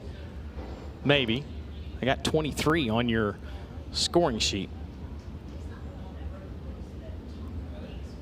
Going to send the first wave out of the infield to see if we have some more of those. We go into super late models tonight with Dirt Draft hot laps for both divisions. Get your Dirt Draft lineups in. If you have not got those in, it's a lot of fun. I'm a whole lot of bad at it, but basically you get a fantasy budget of $100,000 to choose 5 drivers to go on your fantasy team. Pick those up, and new users will get free t-shirts, and it's a lot of fun, and it's also very humbling. If your buddy thinks he knows everything about racing, put him on Dirt Draft, and he'll figure out really fast it's a lot harder than he thought, and maybe you don't, but it's a good time. And right on cue, I think we're going to send out the first wave of FloRacing Night in America presented by Kubota Super Late Models. As they're creeping them up, they may have been moving them out of the way. We'll see if we have more 602s. We didn't get the first half of scoring.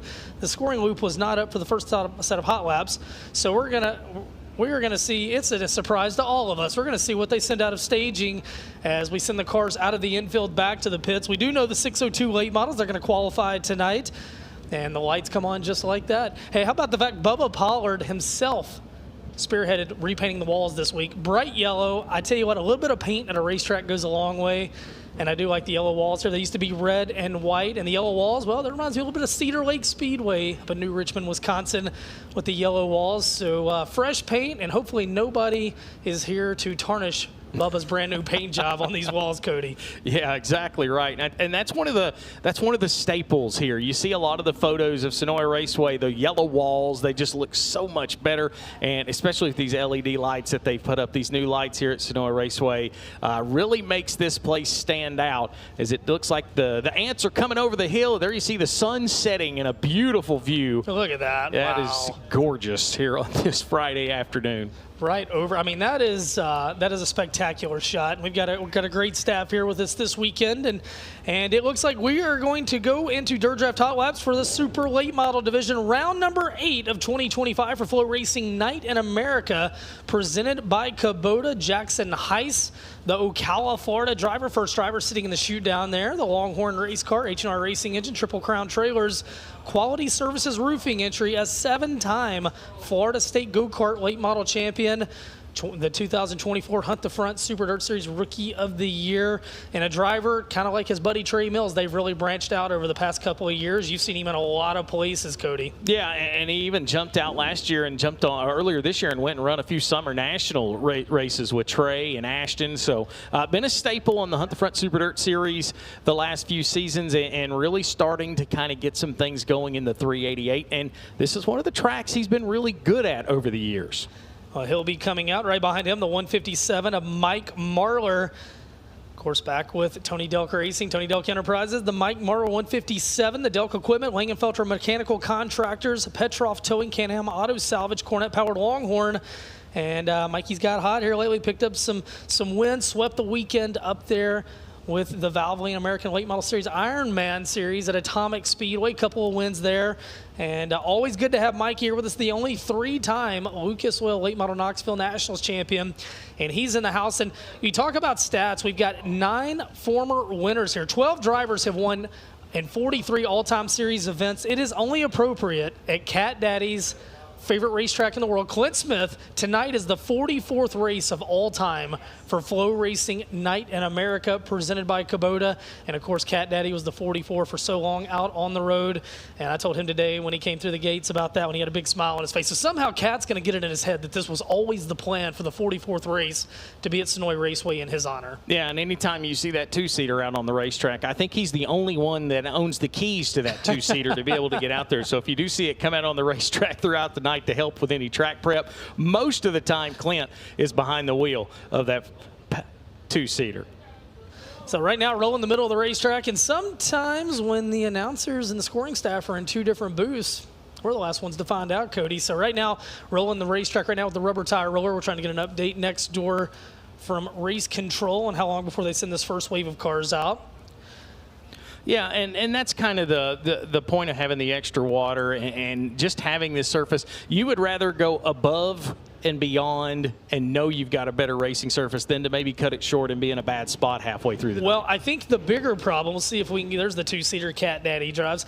If you look at the middle of the back straightaway is the problem. The water truck left the infield and did not realize the water truck was still on. So we have some extra H2O on the back straightaway, so they're trying to roll that in.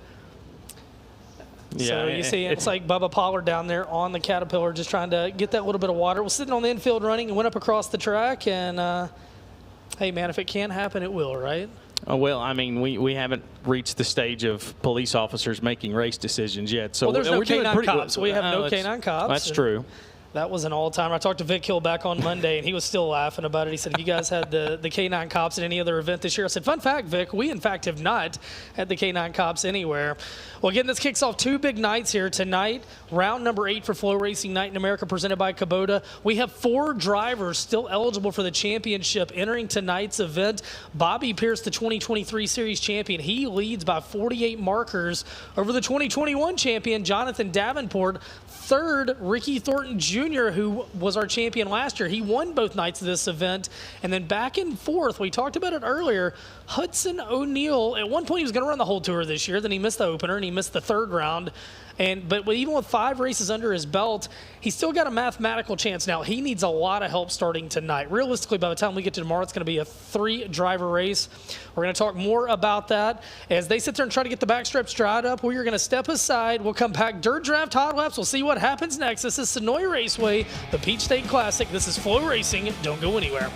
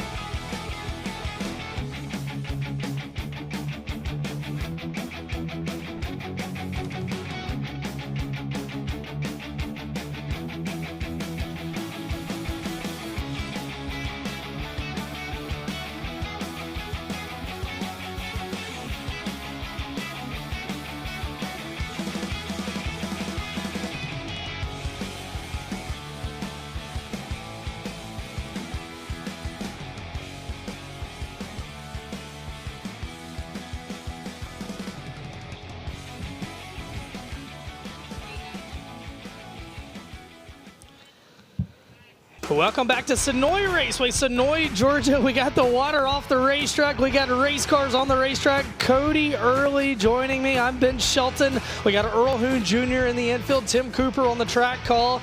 And Cody, we talked about Jackson Heiss and Mike Marlar making their way out, and a gentleman behind him in the 57. You've seen him have a very successful year as well. Yeah, indeed. And Zach could have had a better rest of the 2025 season, but the four-time Ultimate Super Late Model Series champion has had a really solid year. And what a good ride he's got himself in now in the Copeland Farms Racing number 57 for sure. Behind him, the 20RT defending series champion, defending event champion, Ricky Thornton Jr., now hailing out of Iowa. He is up there just outside of Des Moines now in the 20RT, the Kohler Motorsports Ultimate Towing and Recovery, Elite Ready Mix, Hoker Trucking Cornet, Powered Longhorn for Ricky Thornton Jr. Behind him, a guy that there's no shortage of action when he's on track, Cody. Yeah, and pretty soon East Alabama is going to have to name the National 100 the Turbo 100. He's now a back-to-back winner of that event as he did that again here just recently. Really kind of putting a staple on that event the last 2 years. In the X car, that is going to be the mock chassis house car. Michael Page, Durham Power Plant under the hood, three-time winner this year of the BSR Racing, Coleman Farms Racing, Level, ML Masonry, Cove to Coast Marine, number X for Michael Page. Yeah, behind him, the 55, it'll be Eli Johnson out of Clewiston, Florida, the J. Dickens Rocket XR1. Clyde Johnson Construction, number 55. Seen him a lot in the 604s a year ago. Now we're starting to see him a lot in the super late model ranks, too. So again, Dirt Draft Hot Laps, Group A and B here tonight. We'll have 3 groups of hot laps for each group. They'll get tuned up for Sunoco Race Fuels qualifying. That'll come up later tonight. And heat races 1 and 2 will come out of Group A tonight. Group B will make up heat races 3 and 4. And again, the championship battle, it's Ultra Type 4 drivers with a shot at the title. $75,000 with perfect attendance is what the FloRacing Night in America title pays here in 2025. And Mike Marlar in the 157, he's never won a series title, but he is a former feature winner with us, and he's a driver that's found heat here late in the year. We'll see what he can do here at Senoia Raceway. Yeah, and when Mikey's hot, he is very, very good when he hits on something. Right now, he's pulled up to the top side of turn 4 to let the track officials possibly something on the 157. We'll see if maybe something on the racetrack or possibly a race-seaver issue for the 157. A multi-time winner of the Lucas Oil Knoxville Nationals, a former World of Outlaw Series champion as well. And that's kind of the staple of this weekend too, Ben. You look at all the names that are here when you go between all the National Series. How many wins, how many championships are here at this one race this weekend? No, it is. I mean, it's, we joke, but we're serious. There's realistically probably about 15 to 16 guys in the pit area that can win either night. And there's 2 to 3 dozen that could be in the top 5. So this is a great field. We're glad to be here. You see Zach Mitchell, you talked about it, second to Hunt the Front Series points this year. And maybe not the title that he'd hoped to have, but still a 9-win season. And he's a driver that has been very good at Senoia Raceway over the past few years. Yeah, and he's been rather motivated since falling just short of that Hunt the Front Super Dirt Series championships. And last time he was here, he was pretty competitive too in that 57. Had a pretty good weekend last year in this event. Didn't go the way he wanted it to, but there you see last year's champion, and he's kind of owned this event the last few years that he's been here, and he came into the weekend last year very similar to what Jonathan Davenport is this year. He was in that second spot. He had to get to the top, and that's a very similar situation that Davenport is in this year when it comes to Bobby Pierce leading the points. But Ricky Thornton Jr., the pressure could be off for him. He could just go out to try to possibly win races this weekend. Yeah, I mean, a lot of storylines, and Ricky's not out of the points fray as well. Again, with the drop night after Saturday show, he's 96 points out of the lead. As we'll go back to Marlar in a second, he has narrowly escaped disaster, but the green flag's out. Dirt Draft Hot Laps first wave, FloRacing Night in America, presented by Kubota here with the Super Late Model Division. Yeah, we'll let everybody get that first couple of laps in to see exactly what they will accomplish. Michael Page is another driver this weekend. There you see Tyler Erb on your screen, but Michael Page is another driver that could very quietly make something happen this weekend. He's got a lot of laps here in that Mach X machine. Now, and Page is a guy, when you come to Senoia, you can put him in a wheelbarrow. Anything's possible, man. He is that good here. Racetrack's looking good right now. You see these guys trying several different grooves, slinging that moisture off the bottom. See some guys working through the middle of it. 13.939, fastest lap that we have seen so far. And we talked about Brandon Overton holding the track record here at Senoia Raceway. And they're going to have some work to do on that one, as he picked up that track record back in 2020. That track record of 12.770. That is hauling the mail after a summertime thunderstorm is what that is. And Michael Page goes 13.939. Tyler Erb was 13.994. Zach Mitchell 14.012 in that first flight of cars. Let's take a quick look at Mike Marlar and what happened to him right before we officially threw the green on that set of Dirt Draft Hot Laps. And he gassed her up, and yeah, that car snapped around on him. I think it showed you just how slimy the top side of that racetrack was, and glad he didn't make any contact there. And I said Tony Delk earlier. That was a Kentucky basketball player. How about Ronnie Delk? Let's play again. A lot of Delks in my life throughout my career in sports. But yes, Ronnie Delk, the Mike Marlar race car. Meanwhile, I thought maybe you knew something I didn't, so I'm just getting old and senile and forgetting everything. Brody Smith in the 17 out of Dade City, Florida on the Speedway. The Big Daddy's Cattle, Clyde Johnson Contracting and Roofing, Durham-powered rocket race car for Brody Smith. One win on the year. That came at Hendry County Speedway. Yeah, Dillard Hatchett right behind him out of Cornersville, Tennessee, in the Pro Power Rocket. Smith Construction, number 59, a driver that took on the Hunt the Front Super Dirt Series this year, actually branching out and touring this season. The 31 car of Tyler Millwood out of Kingston, Georgia, one win on the year, and that came at Summer Nationals action at LaSalle Speedway. Biggest win of his career. Competition racing equipment, Gray's Mobile Home Service, Durham-powered rocket XR1 for Tyler Millwood. Garrett Albertson behind him out of Las Cruces, New Mexico, in the Clements Longhorn Mesilla Valley Transport. The 2022 Lucas Oil Late Model Dirt Series Rookie of the Year in that 58 machine. Trenton Mathis out of Phoenix City, Alabama, making his series debut in car number 5M. And the Clements-powered Longhorn, Sparks Racing, Modern Images, Victory Seats, VP Fuels by 99 Inc., number 5M. Great-looking race car goes under the flag stand. Yeah, behind him, Austin Horton, the guy that you'd never want to count out at this racetrack. He's got the 16 car, the Whitesburg, Georgia driver, the Clements Rocket, Super K Express, and a guy that if he has things right, he could be very competitive here this weekend. First time here ever to this racetrack out of Shreveport, Louisiana. The number 15 of Clay Stuckey. Stuckey in the Longhorn by Stuckey. Clements powered entry. He's got 2 wins on the year. The Lucas Oil Advanced Powder Coating, Mooring Transport, FiberTech Laser Cutting, number 15. He's had a big year. He spent a lot of time on the road, and he's one to watch here this weekend. Yeah, and the final car in this group of Dirt Draft Hot Laps, the 99 of J.R. Mosley out of Columbus, Georgia, the Cornet Longhorn, VP Fuels by 99 Incorporated, number 99. He'll be the last car in this second flight. All right, so looks like we are just about ready to go as J.R. Mosley. Man, it's weird to see J.R. with a green race car, and that 99 race car. Good-looking car, though. Yeah, 13.939. Michael Page right now has the fastest time in Dirt Draft Hot Laps. Second flight of cars getting ready to get the green flag from Eric Spencer here in our FloRacing Night in America. Dirt Draft Hot Laps, and Dillard Hatchett's going to go around in turns 1 and 2, and you're going to see the caution flag come out. First time here in our Dirt Draft Hot Laps that we have seen the Midwest Sheet Metal caution flag fly.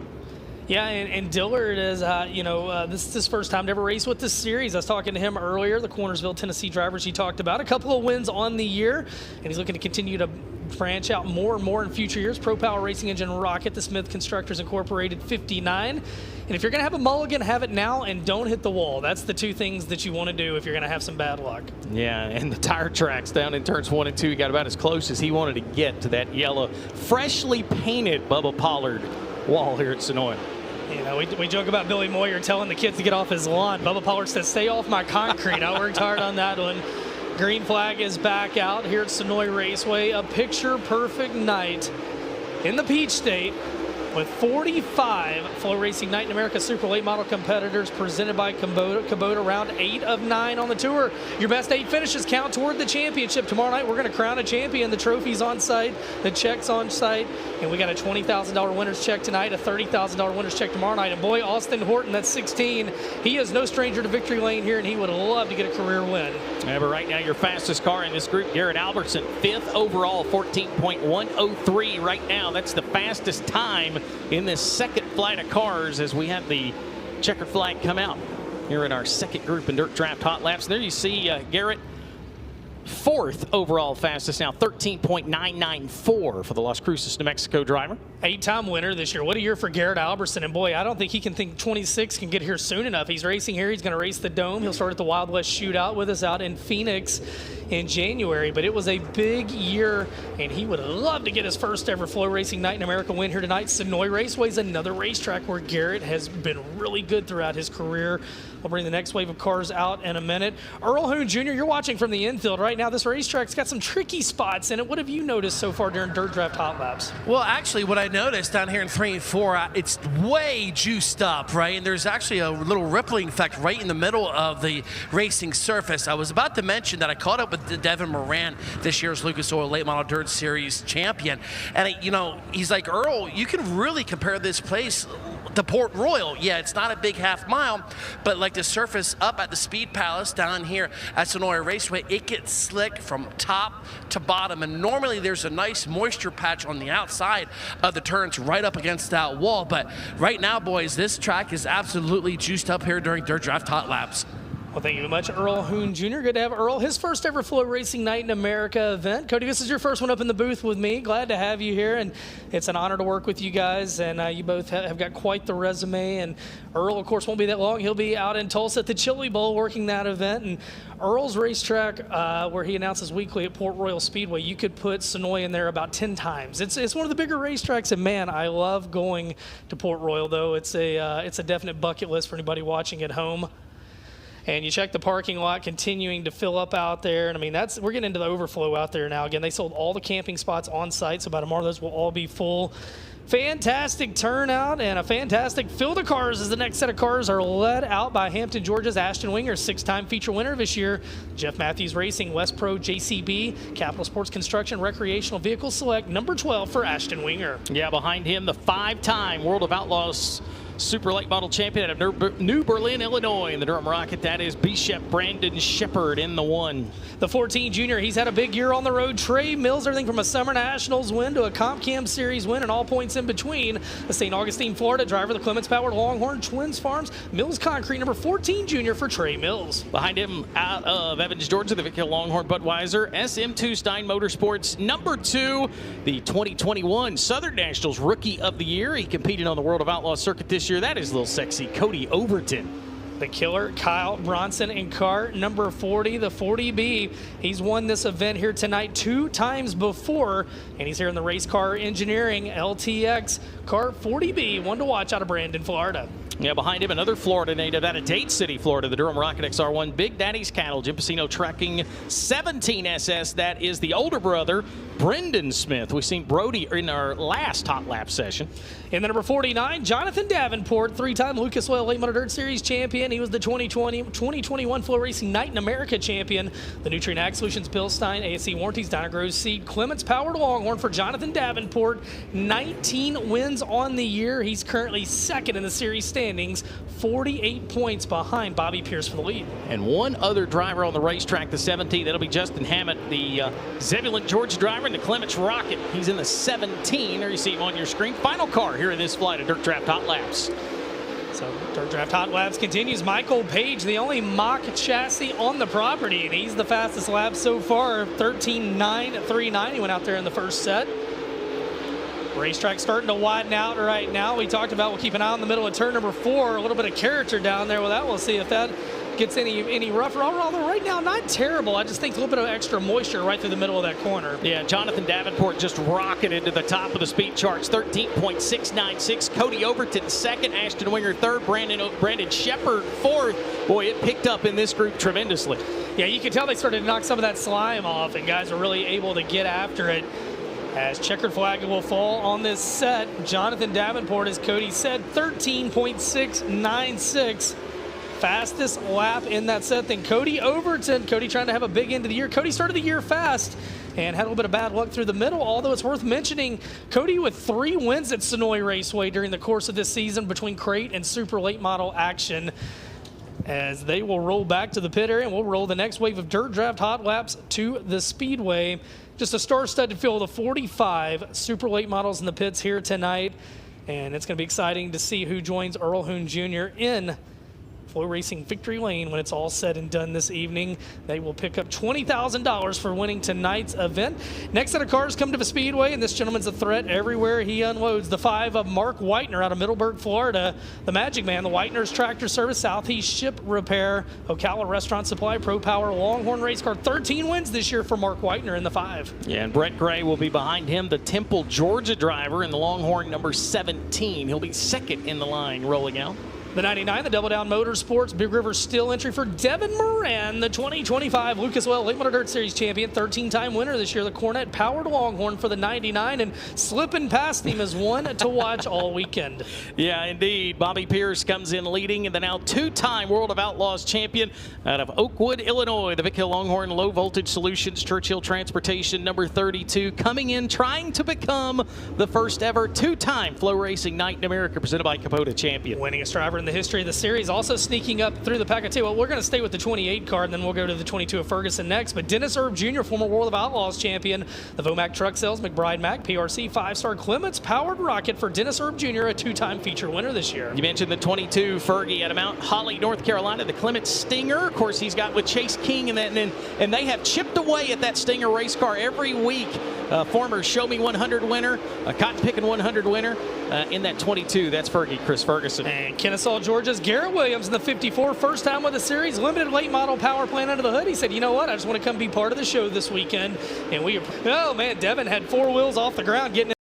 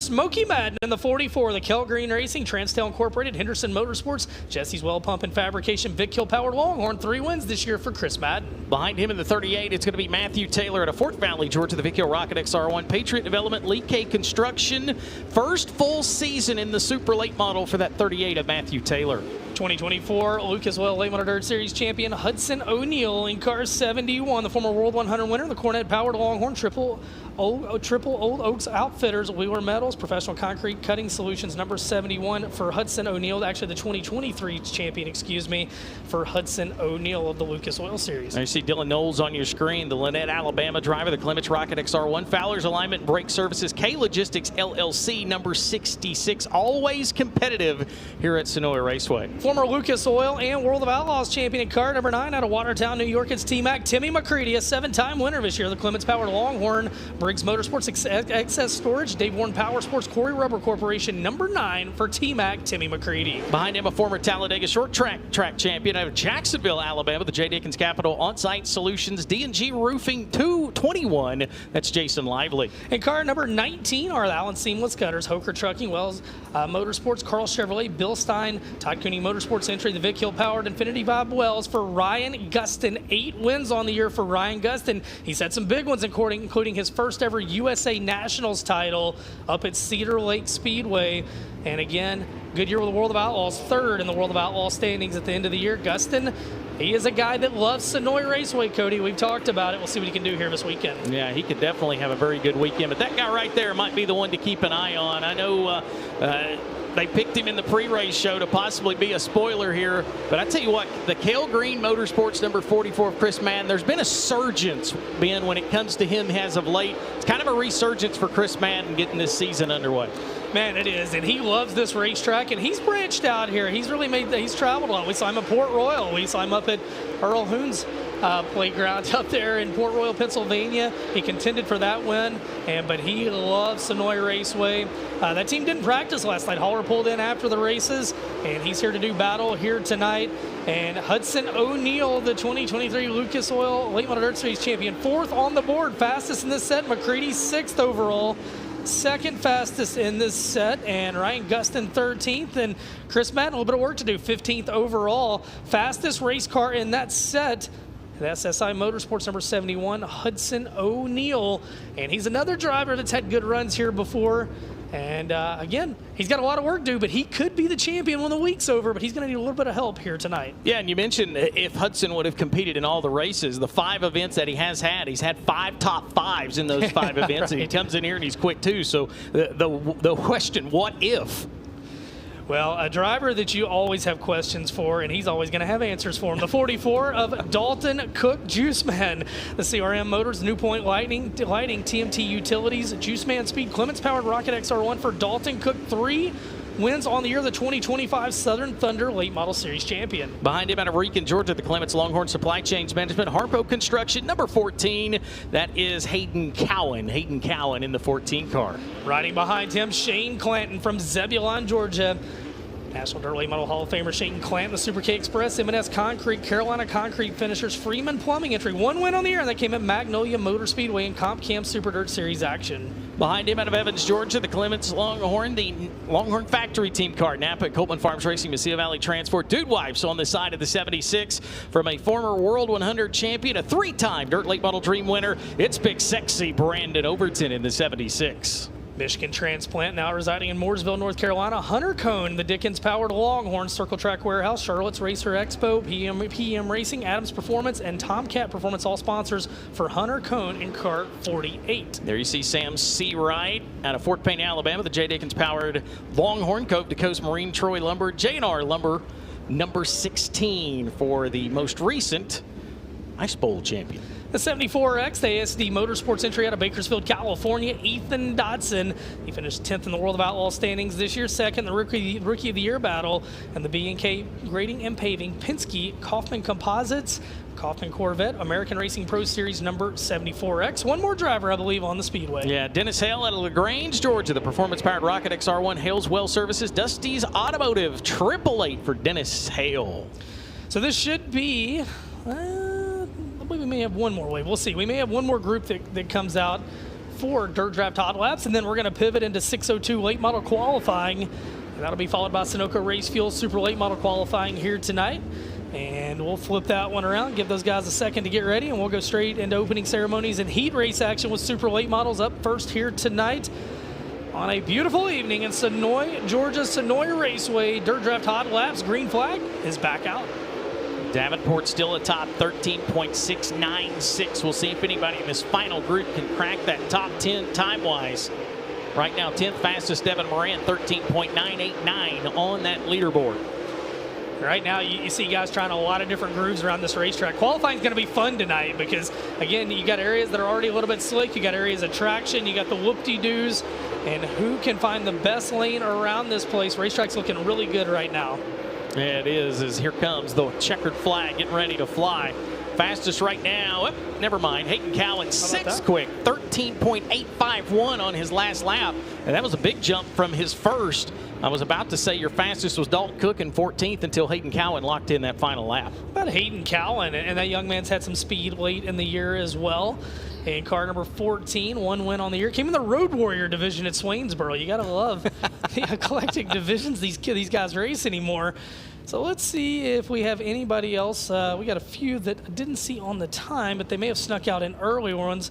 And maybe just Ricky Thornton Jr. Ricky may have come out in one of the other. He did. He did not show up in Clay Stuckey's times. That is going to wrap up Dirt Draft Hot Laps for FloRacing Night in America. So that means it's time for 602 late model qualifying here tonight.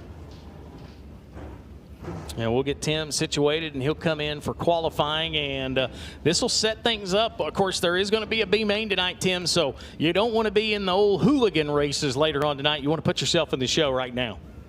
Yes, you do. And we had the hot laps with them earlier. We had 40 42 cars. Now we have 44. Oh, no, they just keep, 44, 2 more from what we had Tim, earlier. we're in the ready meeting today. I'm going to throw Chad Wallace under the bus from a great staff member from here at Senoia Raceway. And I said, what are you thinking? And he goes, man, probably about 28. And I said, every time somebody tells me 28 in one of the local divisions, it goes over 40. Man, there's no way. Well, he came through earlier and there were 42, and he gave me not a family-friendly gesture when I pointed at it. So we love it. But you know what, guys? Want to be part of these shows. They're still pulling into the infield. These are big shows. Everybody wants to be a part of them, and we're thankful that they're all here. And hey, man, somebody's going to take home likely the biggest win of their career here tonight in that 602 late model division in front of not only a great crowd here at Senoia Raceway, but a great international crowd watching on FloRacing.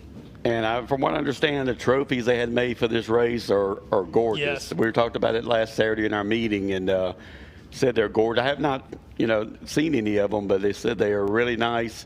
So they want to get one of those trophies to put up on their mantle, or a lot of these guys probably want to put it on the nightstand next to them, and their wives won't let them. Probably. What you think? I think they should have let them. I was going to say you're going to put them in the living room, right beside the TV, right?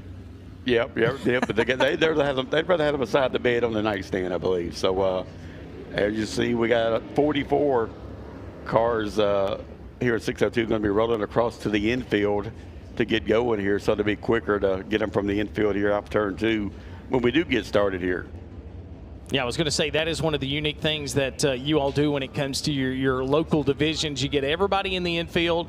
What they'll do is they'll come out of that turn 2 chute. They'll come out. They'll be coming to the green flag, so you're not wasting a lap. They'll be coming to the green flag once they come off turn 4. Yeah, I've always done that, and we used to not have the entrance here coming off turn 4. Everybody had to cross the back gate, and they come up with doing this off turn 4 because it's so much quicker getting them in and off the track. The best thing I think we ever done was do that opening right there to help with the flow going out the back gate. So it's a lot quicker with that new entrance there they added a couple of years ago. So once again, 602 late model qualifying going to be coming their way. We'll lock in some from qualifying. Everybody else will go to B main later on tonight to try to race their way into that main event. Yeah, you definitely, can you imagine, I'm going to get confirmation on how many are going to lock in out of 602 qualifying, but can you imagine you missed that cut by 1 and you got to go to that hooligan race, and you got 20 plus drivers trying to get around you to get into those spots, man. It's going to be tough. It's almost going to be a second feature. Technically, that B feature is going to be a second feature on the night. It's going to be a big one, and the 602 late model feature will be the final race of the night tonight. It'll be right after our super late model main event, so we'll close the night out with the 602 late model main event. They're going to be interested here in this qualifying. It's anybody's game to get that pole. We got so many great ones out here in this race. Like we talked about earlier, Austin Bloodworth, of course, Herbert, and that's 6'11". He's down there. So Brandon McDaniel was quick and hot lap. So look for those three to definitely be up there with Braxton Barber. And I'm looking over the list, and several more of them here can get that pole. And like I said earlier, you want to qualify up front. Our track champion from 2025, Jamie Godby, has been running real good here the past couple of weeks also, so that we can't count him out either. So it looks like they're getting the last of the cars to the infield. I didn't have the foresight they were going to put all 40 plus down there at once, but they did. So that's going to make it go faster. And again, we'll get an update on how many are going to lock into the feature out of qualifying for the 602 late models. And again, super late model qualifying, these guys are going to be watching this, lining up for their qualifying back in the pit area. Sunoco Race Fuels qualifying. That'll make up the lineups for heat races 1, 2, 3, and 4 tonight. And as we said, we'll have opening ceremonies right after that. Super late model heats. Then we'll have 602 late model B mains, the super late model Bs. And then we'll give those guys a second to catch their breath. We'll come right back with the super late model main event and close the night out with the 602 late model feature. Tomorrow night, the 604 late models, and it's going to be a star-studded field as well. They're going to replace the 602s on the docket. And then on Sunday, if there's a type of racing you like, you're going to be able to find it if you want to come out Sunday. It is a little bit of everything.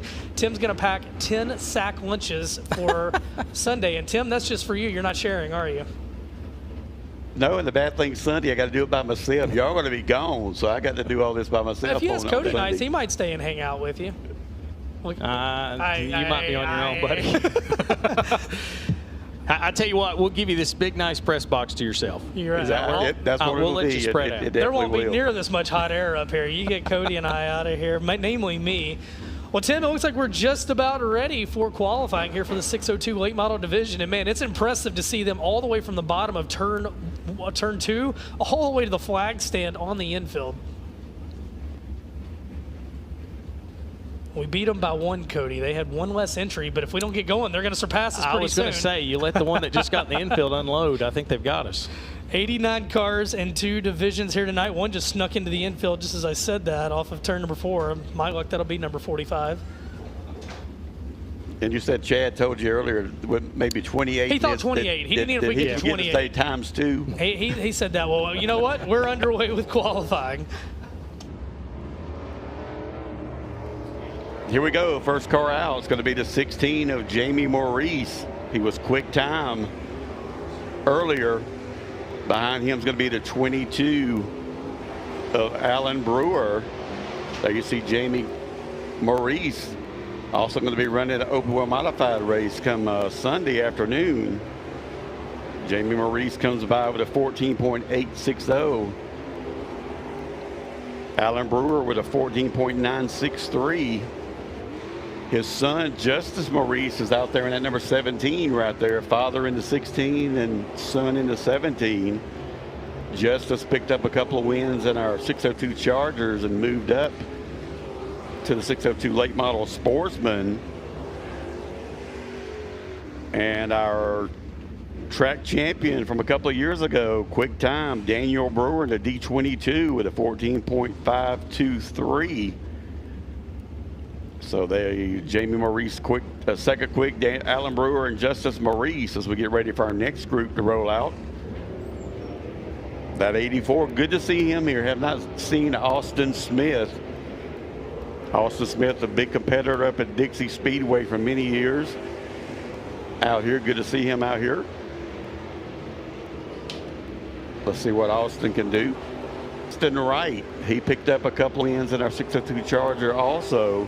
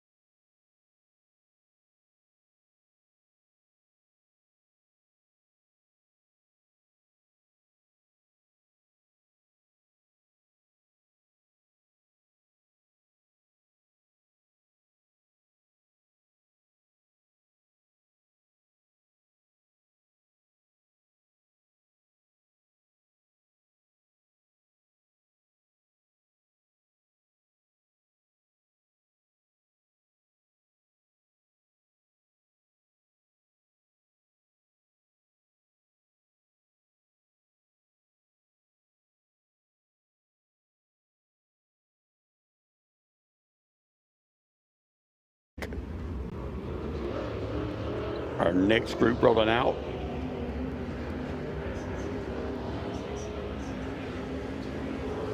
Trying to get the name on this number 9 here. I don't know if that's Dusty Diem because we have a couple of 9s here. The 16 of JC Maddox. Diesel Jones in the 46 out here in this group. I believe that's Dustin in the D9, Tim. That is Dustin Diem. Okay. Yeah, we got a couple of 9s out here. So there you see Michael Brewer. He's the brother of Daniel Brewer, who's quick time right now. So Michael's trying to pops up in that number 1 right there, black number 1. Right behind him is our 2025 602 late model track champion and promoter over at Penton Raceway over in Alabama. Great little speedway over there. Need to get over there sometimes if you haven't been over there. Jamie Godby. I believe that's Will McConnell in this black car right here coming down the front straightaway. They've got it as a 2, but I'm pretty sure you're right. I seen a 1 on that car somewhere. And Colton Herbert in the 611 goes to second quick. So Daniel Brewer still quick time, 14.523. Colton Herbert, Diesel Jones, and Jamie Maurice as we get ready now to come out. We got our own Bubba in dirt racing too. Bubba Scott in the number 16, the first car out. His father owns the West Pro you talked about earlier that helps out all these cars with sponsorships. So Bubba Scott there in that 16. Wesley Scott. Wesley's his father, correct. And then behind him's the one that was quick in hot laps, Brandon McDaniel. You can't count Brandon out. He's going to have a quick time here, I'm sure. He's second quick on that first lap. I'm looking to see Rayanne Gibbs. She's 13th quick right now. Chaz Haskins at a 107. He goes up the top of the board ahead of Daniel Brewer. So let's see if Chaz can pick it up. He had a 14.511. He does. 14.327. So quicker on his second lap. But Chaz Haskins is always another one to beat here also, and especially down at Cochran Speedway, one of his main home track down there. As we get ready now, our next group, our 2025 602 late model sportsman track champion, that is Marty Massey. You mentioned Cochran. Now they have a very similar surface to what you have now that they implemented this gray clay down there too as well. They sure do. They got that going again this year, but they got a track looks a lot like ours with no wall down there every time I see pictures. And there you see another generation driver there, Page there, Jackson Page, the 19X.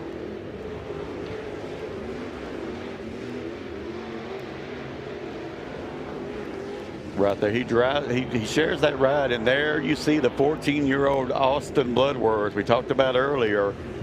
Let's see what he does. Checker flag in the air. And I'm trying to see, he is 15th, which is hard to believe because Austin's usually right up there in the front. So Austin Bloodworth, and I see Braxton Barber out there. He's usually another one up front. He's 7th. As we get ready now, the 7-11 of Morgan Alexander. Good to see Morgan Alexander. Hadn't seen him a whole lot this year. Another great guy, of course. Alexander Produce does a lot. Donates their pumpkins to us every year for our pumpkin thing we have going on for the kids. Like a couple of weeks ago, Rye Falk here in the number 4.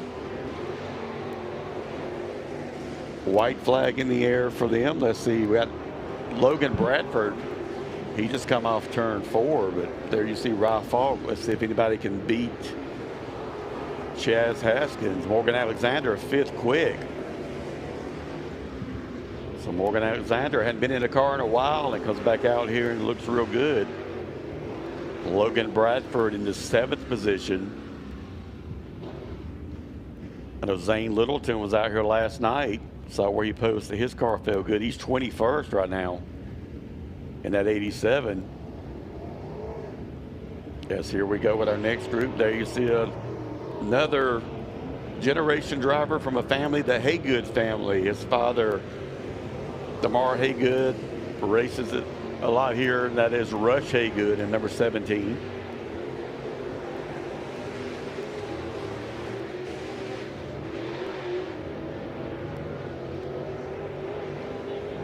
Chase Giddens there in that number 12.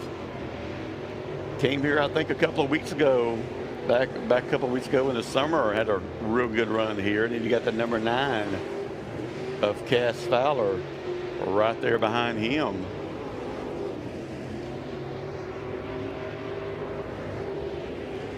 Number 19 of Lucas Lowry. Checkered flag in the air. Still Chaz Haskins, Daniel Brewer, Brandon McDaniel, Colton Herbert, Morgan Alexander, still your top 5. As we've got 32 cars out of 44. So closing in on the end of this thing, Cody King in the number 31. Cody King, years back, was a super late model driver, retired for several years and come back in that number 31 here. And of course, I think Cody King, I think his family is part of the dirt car lift. Are they? Say that again? Isn't Cody King part of the dirt car lift family, I believe? Maybe Ben can answer that. I think they are. Seems like they are. Isn't Cody King, his family, part of dirt car lift? Yeah, they are. Yeah, they are. Yep. correct. They're part of that. And Cody definitely, he was doing asphalt and dirt for a while and then stepped away, and that business took off. Dean and Teresa DeLamar and that entire staff. Yeah, Cody was very involved with all that. Sorry, I was working on some notes over here, guys. There's a lot happening. But still, Chaz Haskins and Daniel Brewer, Brandon McDaniel, Colton Herbert, and Morgan Alexander, your top 5. There's now another young guns in that sharp ride, that 007, Nicholas Stiles, hits the speedway. Something about that bright orange on a race car that I like, Tim. Oh, it does look sharp. And I see the 11. Let's see, got that number 15 here.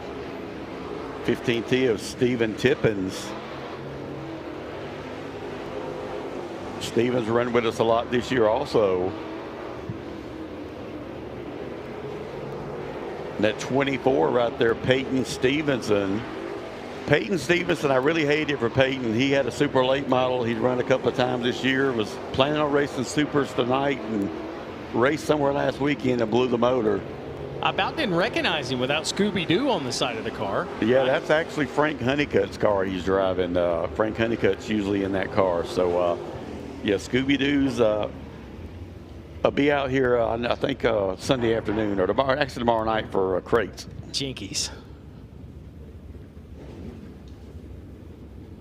And still Chaz Haskins. So Chaz Haskins looking good for that quick time, as we only got a couple of cars left for qualifying, as we got the 93 JT of Jonathan Taylor. Of course, Jonathan Taylor, we talked about earlier, his brother Matthew Taylor running his super. Probably going to run in crates tomorrow night too, because Matthew's been going back and forth in both of them.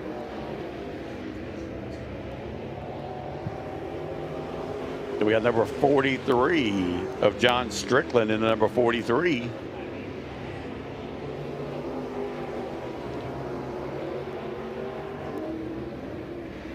Then we got one of our 602 Charger drivers racing tonight in late model sportsman, Henry Badger. Checker flags in the air.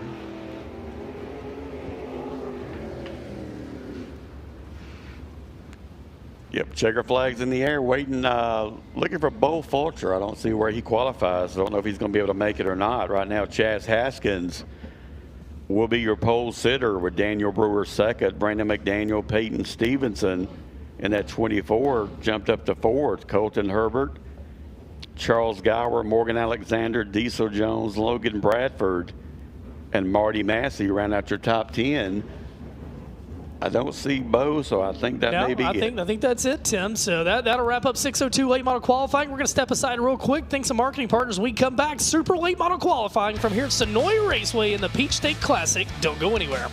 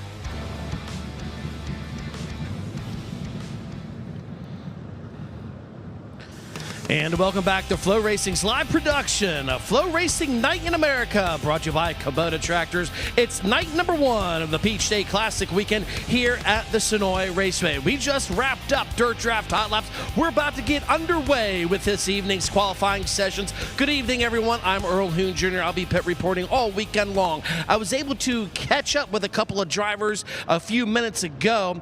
I was able to catch up with Trey Mills. He was in the top 10 after Dirt Draft Hot Laps. Trey, actually all smiles at that camp. Comfortable. I was able to catch up, and say, hey, what do you think about this track surface? He goes, actually, it's pretty normal. When the sun sets early, the track holds some moisture. No big major changes there. I was also able to catch up with Hudson O'Neill. He was 8th quick during Dirt Draft Hot Laps. He goes, you know what? I'm actually feeling kind of comfortable, so we got to keep an eye on him come qualifying. And I was also able to catch up with Bobby Pierce. Pierce was 30th quick in Dirt Draft Hot Laps, and he's, the biggest thing that's killing me at this racetrack is I don't have a lot of experience there. So where the downfall is there, gentlemen, is that he doesn't really have a good base setup, so he knows what to put to that 32. So we're going to see how Bobby Pierce does here during qualifying. So Ben Shelton, Cody Early, it's about go time here at Senoia Raceway. Well, and I tell you what, there's no quit in that team, as you see down there working on Austin Smith. Boy, it was confusing for a while, Cody. I don't know if you're into the announcing game yet, but when Austin Smith in the 11, the Cedartown, Georgia driver, not racing here this weekend, but when he was racing in Supers full-time, and the 84 of Austin Smith, the Rome, Georgia version was racing, they were consistently confused. They were consistently put in wrong in my race pass, and it's good to see the Rome, Georgia variety of Austin Smith back racing. Hate that he's had some mechanical issues here tonight on that 84 car. Yeah, and as he mentioned about Bobby Pierce, he's going to build a notebook every time he comes here. So it's not like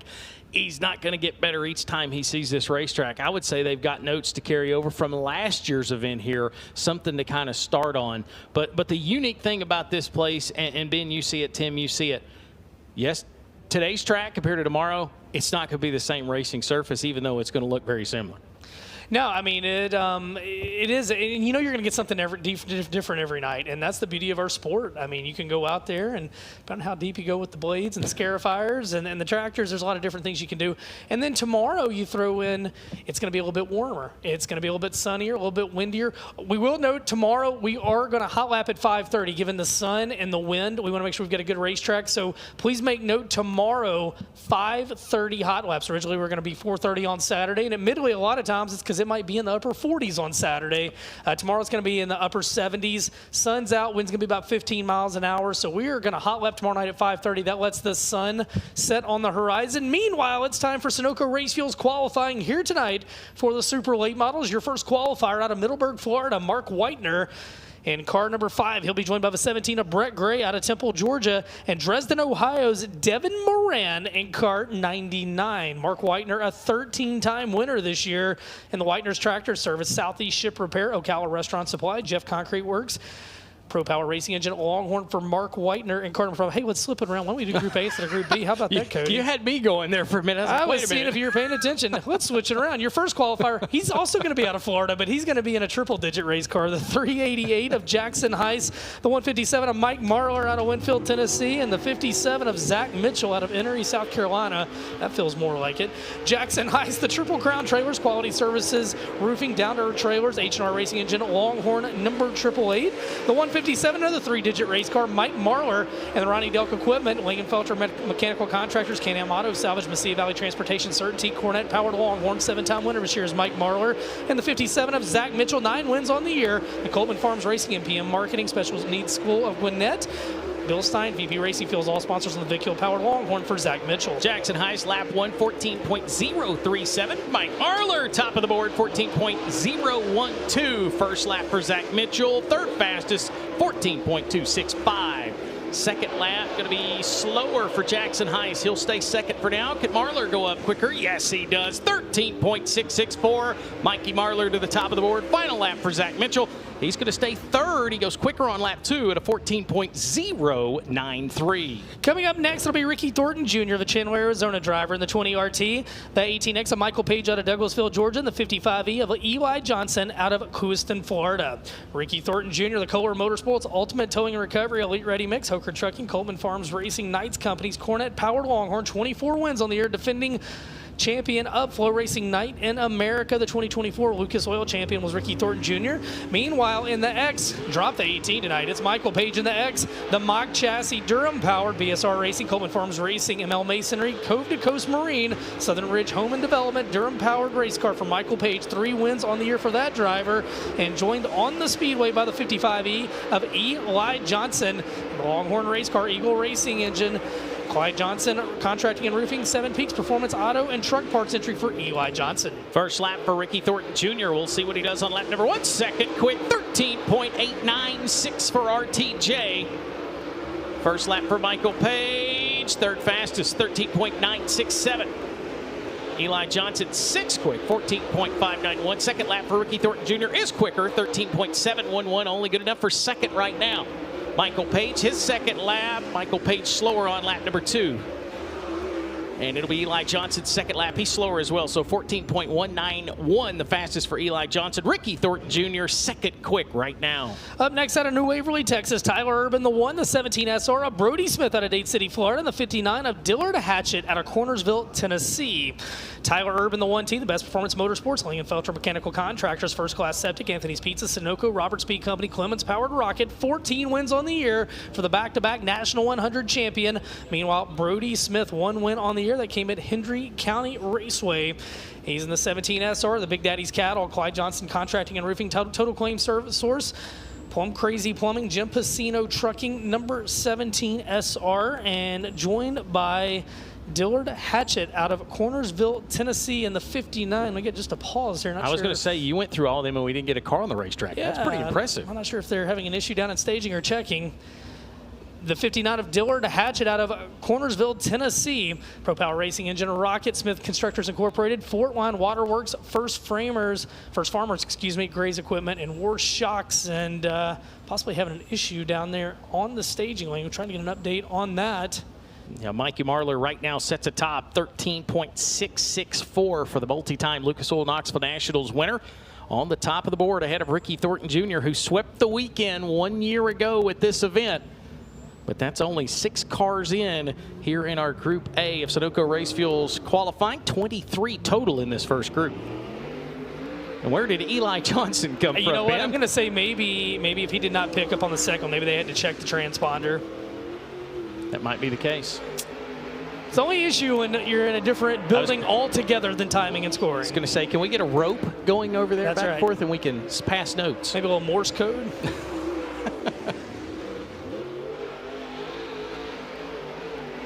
Needless to say, looks like Ben, he may get 2 laps to do. 14.591 was Eli's first. His second one, just barely scraped Bubba's new freshly painted wall. Yeah, the up close and personal with it, that's for sure. Well, Eli's going to be 6th fastest, and now we'll bring Tyler Erb, Brody Smith, and Dillard Hatchett out of the staging lanes. Your next 3 qualifiers, Sunoco Race Fuels qualifying, and Mike Marler right now, late season resurgence, teaming up with Ronnie Delkin. I tell you what, couple of wins already. Right now, he's your fast qualifier. Yeah, and I tell you what, I got to see Tyler Erb this year do something pretty special. He went up to Tazewell and won the Little Bill Corum Memorial, and it was pretty impressive to see him survive and do that. We'll see if he can put down a pretty good time. The New Waverly, Texas driver is going to be the first one that will go on the clock. He'll take the green flag from Eric Spencer here in this flight of our Sunoco Race Fuels qualifying.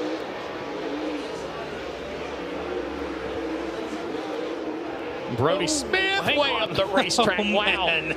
Oh, man. That is a 4-wheel. You know, I made the comment. I didn't think we'd see him qualify at the top of the racetrack, Ben. That's exactly where everybody's went to. Yeah, except for Turbo. He heads down low, 3rd fastest on lap 1. Yeah, first lap for Brody Smith's going to be 8 quick, 15.193. First lap for Dillard Hatchett. He is 8th fastest, 14.615. Second lap for Turbo. He'll stay 3rd, 13.784 for Tyler Erb. Brody Smith, he'll stay 9th, 14.800. He's quicker on lap 2. Dillard Hatchett's second lap will be slower. He'll stay 8th fastest, 14.615 being his best of the 2.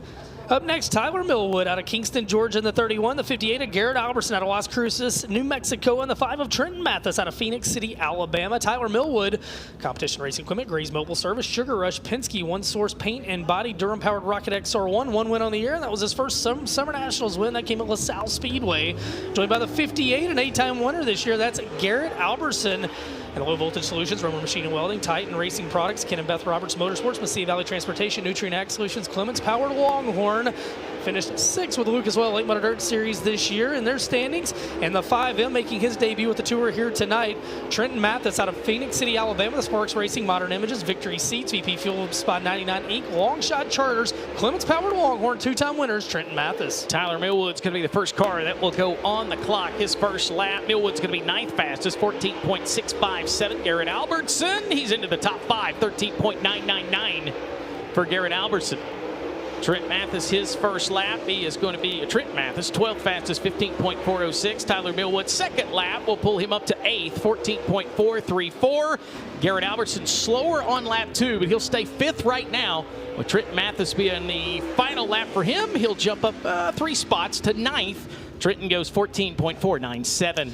Coming up next, it'll be Austin Horton out of Whitesburg, Georgia in the 16H, the 15 of Clay Stuckey out of Shreveport, Louisiana, the 99M of J.R. Mosley out of Columbus, Georgia. Austin Horton, the JCB West Pro, Extreme Towing and Recovery, Super K Express, Shenandoah Logistics, CSR Aluminum Fab, Pirate Septic Services, that's fun. The Clements Powered Rocket Chassis, 8 wins on the year for Austin Horton, 3 of those here at Senoia Raceway. Meanwhile, 2-time winner this year, Clay Stuckey, making his Senoia Raceway debut. And the Lucas Oil Advanced Powder Coating, Mooring Transport, FiberTech Laser Cutting, Pro Glow, AccuForce Dyno and Tester, Clements Powered Longhorn by Stuckey, 15. And the 99M car, that will be J.R. Mosley out of Columbus, Georgia, the Mosley Transport, VP by 99 Inc., Boswell Oil, Hoosier South Cornet, Powered Longhorn. Austin Horton's going to be the first to take time. That Shenandoah Logistics on the hood of that car, they'll give that bonus $500 tomorrow night to whoever is the fastest in Sunoco Race Fuels qualifying tomorrow. Right now, we'll go to that leaderboard. It will be Austin Horton 3rd.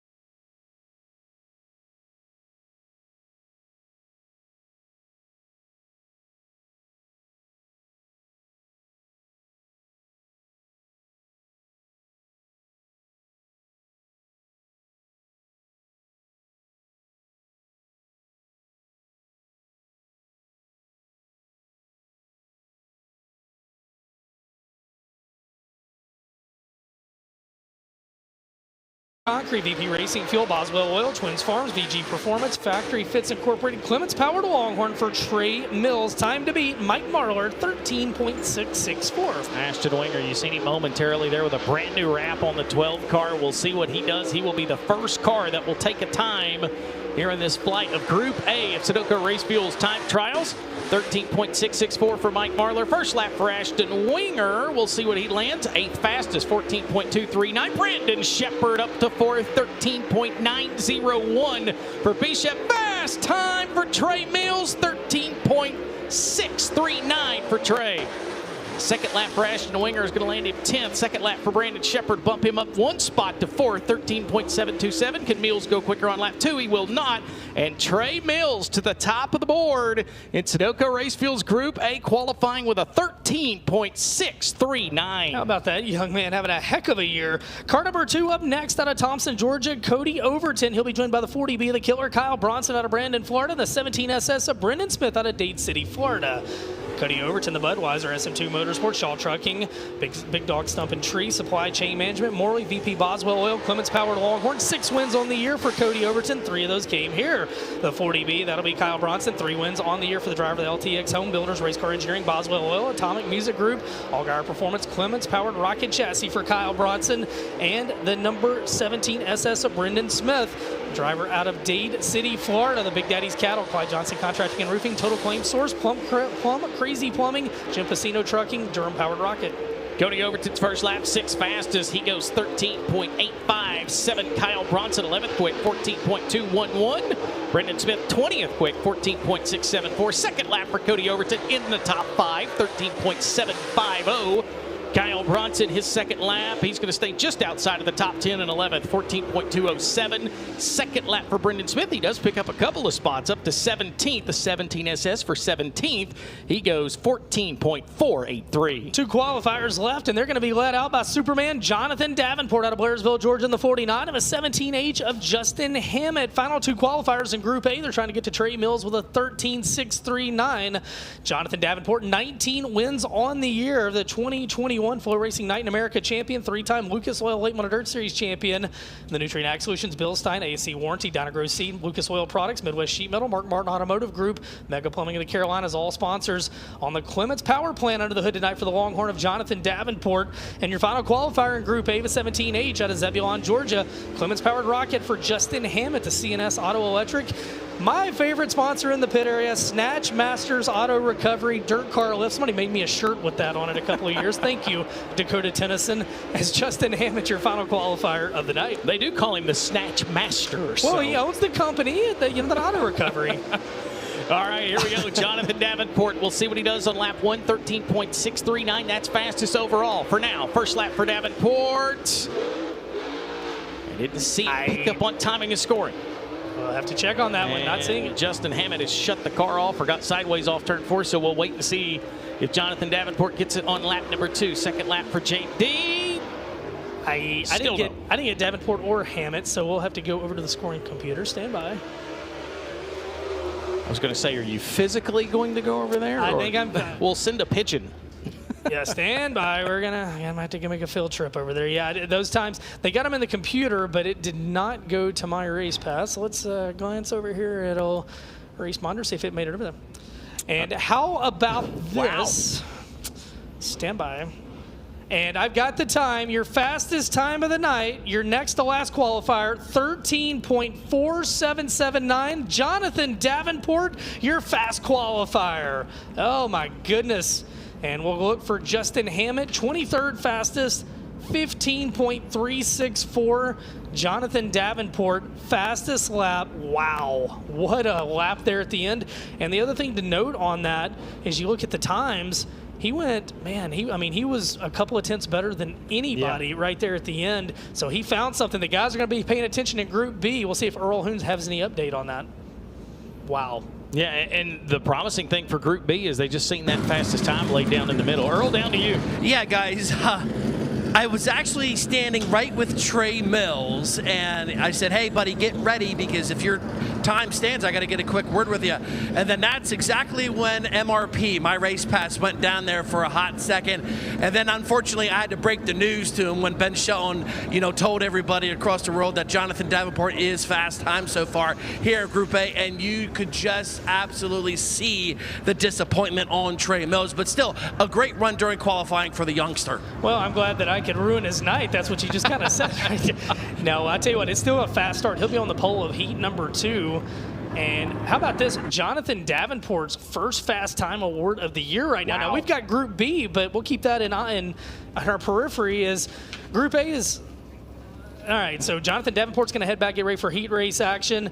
Let's go for Group B now, and I tried to do it earlier, and I mean it this time. Your first qualifier is going to be Mark Whitener out of Middleburg, Florida, the 5W, a 17 of Brett Gray out of Temple, Georgia, and the 99 of Devin Moran out of Dresden, Ohio. Mark Whitener, 13 wins on the year for the Magic Man. In car number 5W, the Pro Power Racing Engine Longhorn, Whitener's Tractor Service, Southeast Ship Repair, Ocala Restaurant Supply, Jet Concrete Works, Angry Elephant Tattoos and Piercings.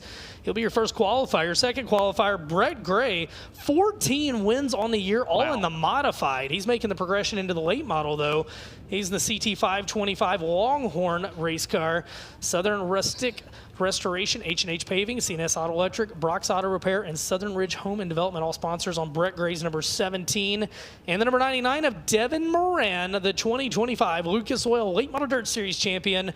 The Double Down Motorsports, Lazy Days RV, Big River Steel, Bill Stein, Millwood Plumbing, McHugh Chrysler Dodge Jeep and Ram Phillips CPA.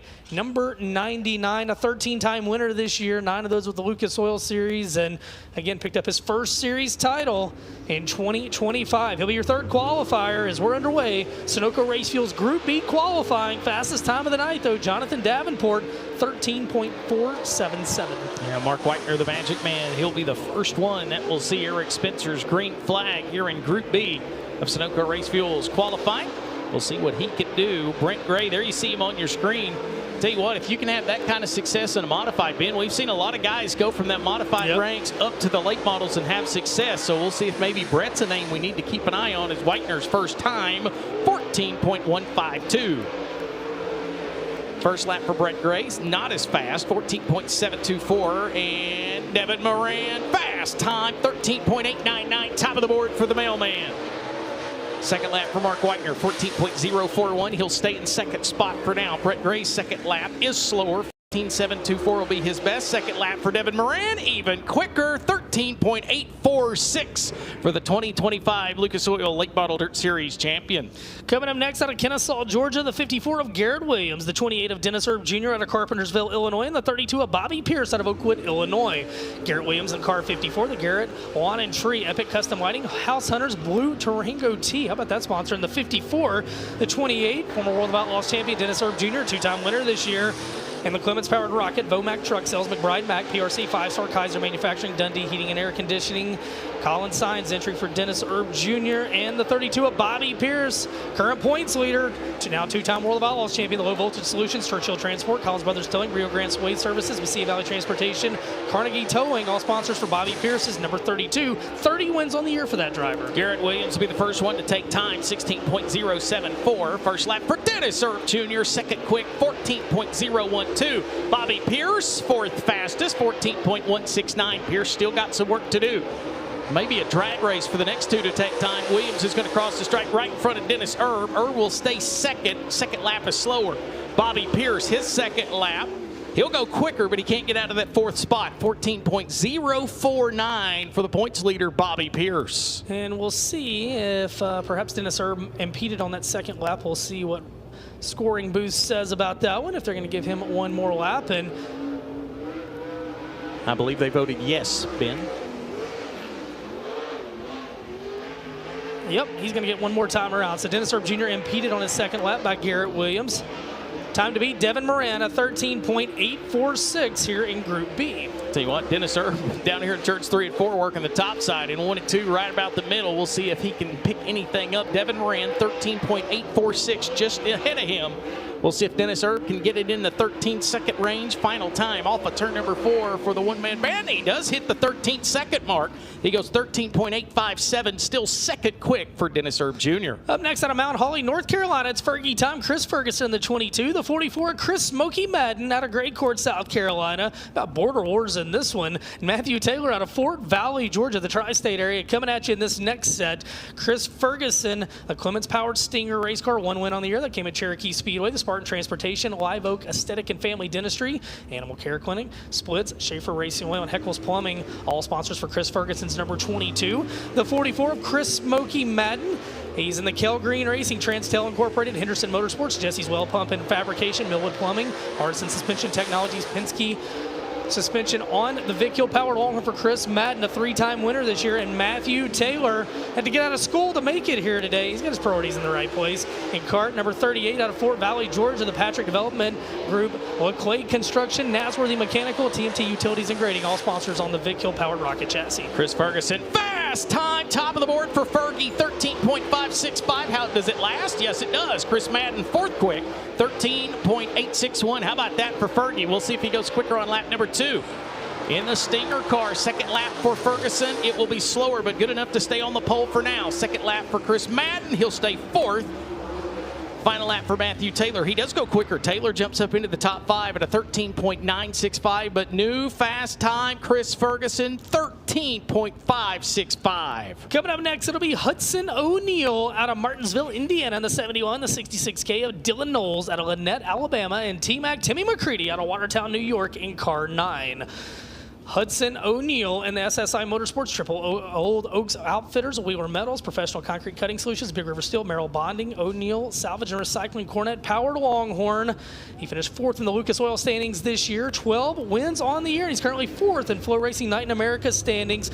Joined Alma Speedway by the 66 car, the 66K to be specific. Dylan Knowles out of Lynette, Alabama, the Klein Logistics, Juice Man Speed, SK Motorsports, Sweet Victory Apparel, Clements Powered Rocket Chassis, and the number 9 of Tim McCready, 7 wins on the year, 6 with the World of Outlaws. He finished 4th in the Outlaw standings this year. And the Briggs Motorsport, Excess Storage, Dave Warren Power Sports, Corey Rubber Corporation, Sherlock Ventures, Johnstown Hydraulics, Clements Powered Longhorn for Tim McCready in the 9. The 2023 Lucas Oil Late Model Dirt Series champion, Hudson O'Neill, his first lap. Hudson going to go 6th fastest, 13.992. Dylan Knowles, 9th quick, 14.167. Second quick for T-Mac, Tim McCready, 13.735. Second time for Hudson O'Neill. O'Neill's second lap. He'll be 3rd quick, 13.806. Knowles will stay. Oh, no. Knowles jumps up to 3rd. Tim McCready's going to stay 2nd. Dylan Knowles' time of a 13.796, good enough for 3rd. T-Mac backs up that first lap. It goes 13.682. He's 2nd overall right now. Coming up next, Jason Lively out of Jacksonville, Alabama, the 21 car, the 19R, the Reaper, Ryan Gustin out of Marshalltown, Iowa, and pure damn hell, Dennis Hell. It's fun every time you say it. Out of LaGrange, Georgia, in the 888. Jason Lively, the SCCS Solutions, Danny Weaver Electric, TA's Automotive Machine, D&G Roofing Contractor, Steering Buddy, Clements Powered Capital Race Car. 1 win this year. They came in the 604 division over at Talladega Short Track. And the 19R of Ryan Gustin, the Todd Cooney Motorsports, Allen Seamless Gutters, Hoker Trucking, Wells Motorsports, Carl Chevrolet, Bill Stein Performance Bodies, Made Properties, Fertilizer, Specialized Equipment. 8 wins on the year with the Vic Hill Infinity by Wells Entry. And the 888 of Dennis Hell, Rocket Chassis, sponsored by Hell's Well Service, Dusty's Automotive, and CSR Aluminum Fab. Second fastest for Ryan Gustin, 13.636 on his first lap. Dennis Hill, 12th fastest, 14.639. Jason Lively's second lap, he'll be 14th. Second time for Ryan Gustin. He'll go slower on lap 2, but he'll stay 2nd, 13.636 being the best of his 2 times. And Dennis Hale will round out the 12th spot, 14.639. Chris Ferguson still top of the board, 13.565. 2 groups to go. Up next, it'll be Dalton Cook out of Salem, Alabama, in the 44D, the 14 of Hayden Cowan out of Savannah, Georgia, and the 25C of the Georgia Bulldogs, Shane Clinton out of Zebulon, Georgia. Dalton Cook, the CRM Motors, New Point Lighting, TMT Utilities, Juice Man Speed, 3 Trade Consultants, Dirtworks Racing and Land Maintenance, Clements Powered Rocket Chassis, the 2025 Southern Thunder champion. He was last year's Southern All-Star champion, joined by Hayden Cowan. 1 win on the year for the driver out of Georgia, the Supply Chain Management, SCMLL.net, Wise Force Products, Harco Construction, 780 Unlimited, sponsors on that race car, and Shane Clanton, the Georgia Bulldog, in car 25. The Clements Powered Capital, Super K Express, M&S Concrete, Carolina Concrete Finishers, Freeman Plumbing, Base Fuels, Penske, and Hoosier, all sponsors for Shane Clanton. Dalton Cook was 9th fastest, 13.924. Hayden Cowan 13th at a 14.275. Shane Clanton 13th, 14.107. Second time for Dalton Cook's going to be slower. He'll stay 9th. Second lap for Hayden Cowan will stay 14th. He is quicker at a 14.255. Shane Clanton's second lap is slower. 14.107 will be the best of his 2. Final 3 qualifiers of the night. Hunter Cohn out of Mooresville, North Carolina. The 16 of Sam Seawright, fresh off win at Clarksville last week out of Fort Payne, Alabama. The 74X of Bakersfield, California's Ethan Dotson. Hunter Cohn, the Circle Track Warehouse, PEM Racing, Charlotte's Racers Expo, Adams Performance, Tomcat Performance, the J. Dickens Powered Longhorn number 48.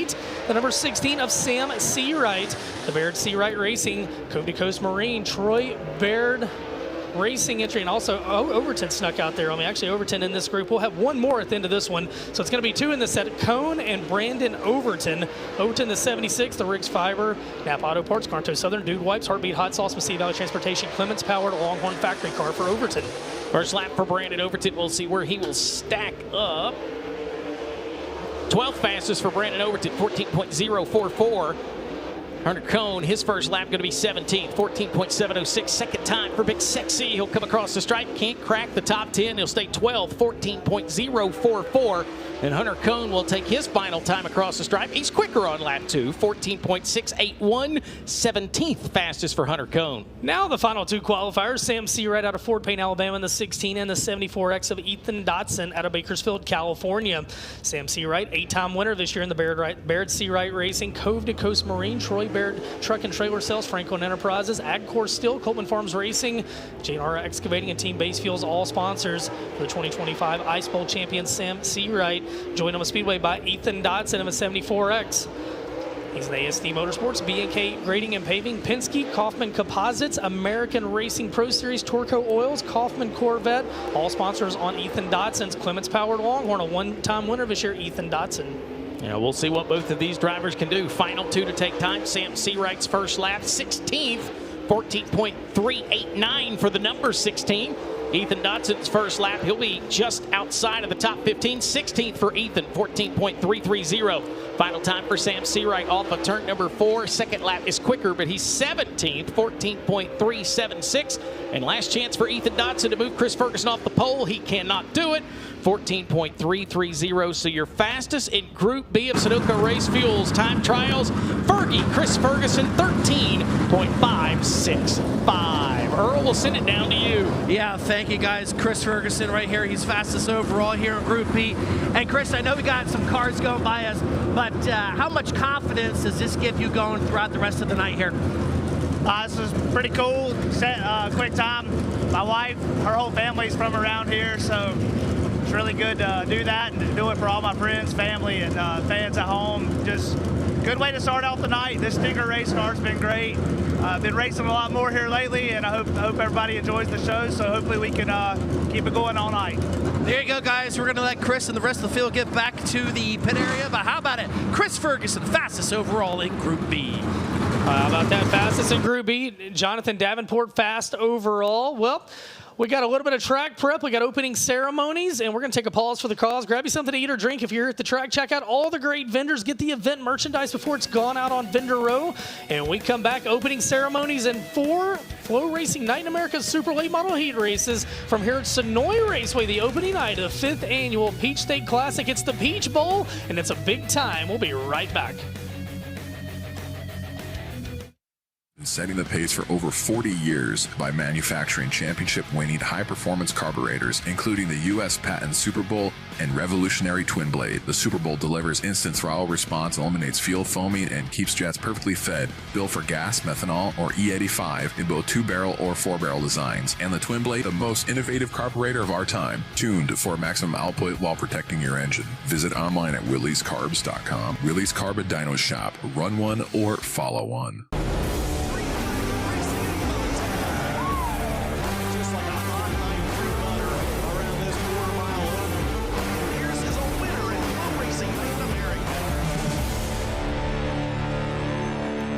Poske's Performance Parts has been serving the Ohio River Valley and racers from all across the country since 1978. Poske's is also the home to Hoosier Tire Ohio Valley and Octane Race Products. We keep the popular name brands in stock and ship nationwide daily, including Winners Performance, Willwood Brakes, Bill Stein Shocks, Impact Safety Equipment, along with hundreds of others. Visit us in Parkersburg, West Virginia, or online at Poske.com.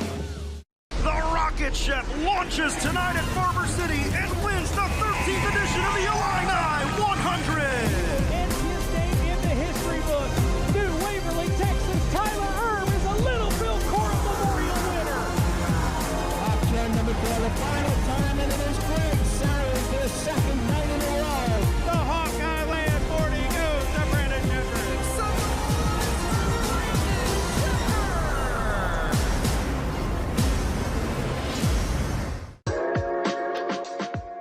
I have terrible vision. I got hooked up with Death Ridge, and being able to see when you're racing is pretty important. Glare is somewhat of a big deal, and with these there's really no glare at all. They just fit really well. They don't go over your ear, they just go straight around your head. Full believer in them. I feel like they help a lot compared to what I'm used to. I have nothing but good to say about them.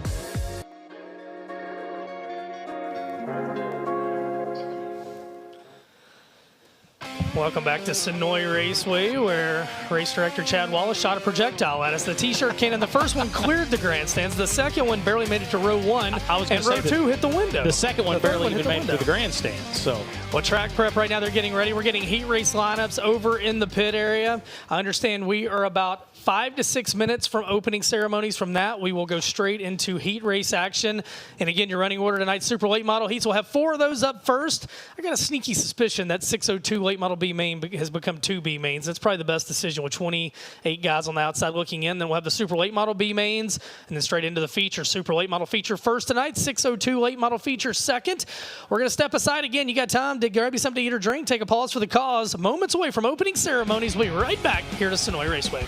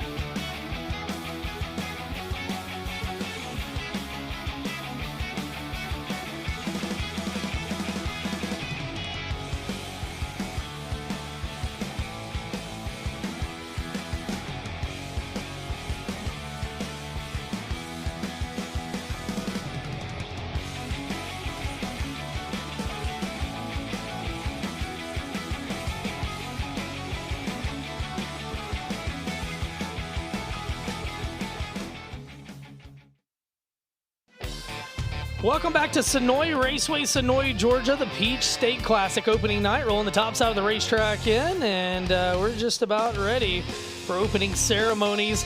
Big weekend of racing here, and we're thankful that you're joining us. If you're watching at home, we hope you're going to join us tomorrow night. It is beautiful, huge crowd here on a Friday night. We're very thankful for it.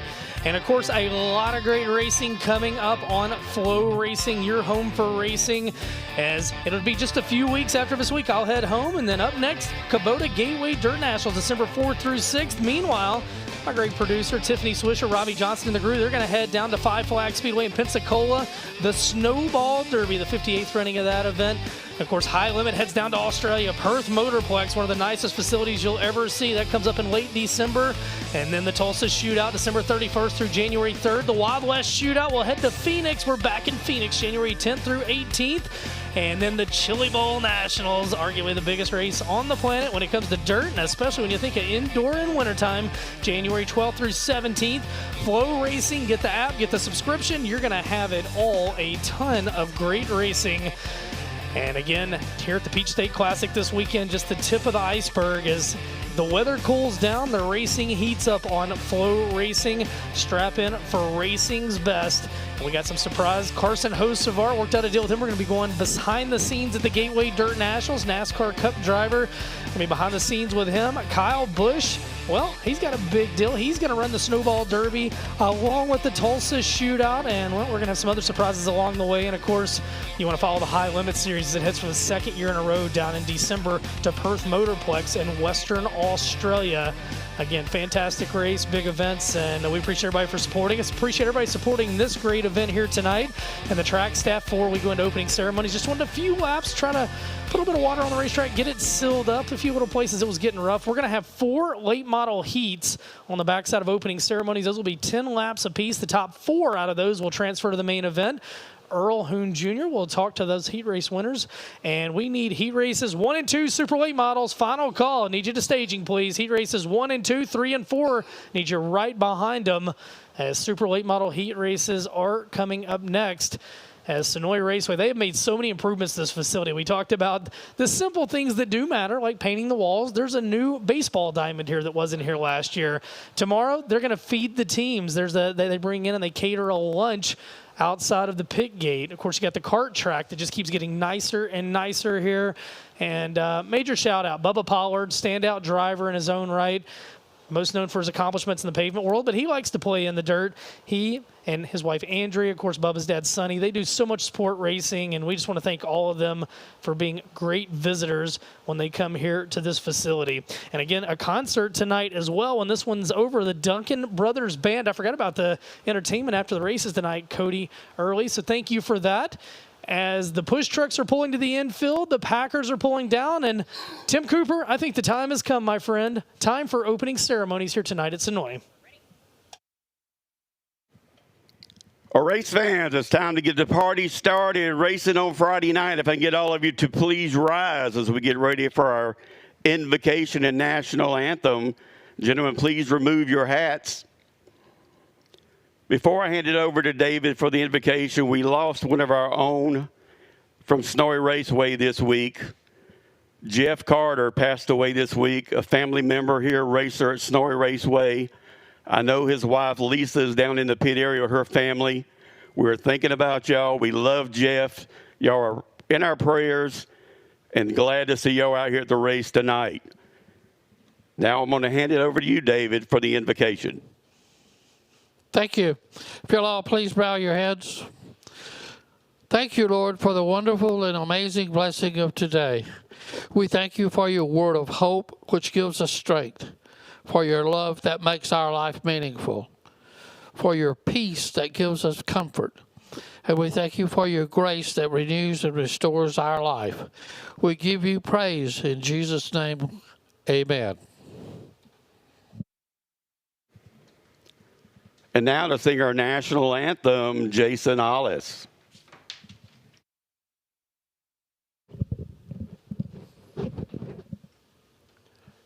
Oh, say, can you see by the dawn's early light what so proud proudly we hailed at the twilight's last gleaming, whose broad stripes and bright stars through the perilous fight o'er the ramparts we watched were so gallantly streaming, and the rocket's red glare, the bombs bursting in air, gave proof through the night that our flag was still there. Oh, say does that star-spangled banner yet wave o'er the land of the free and the home of the brave.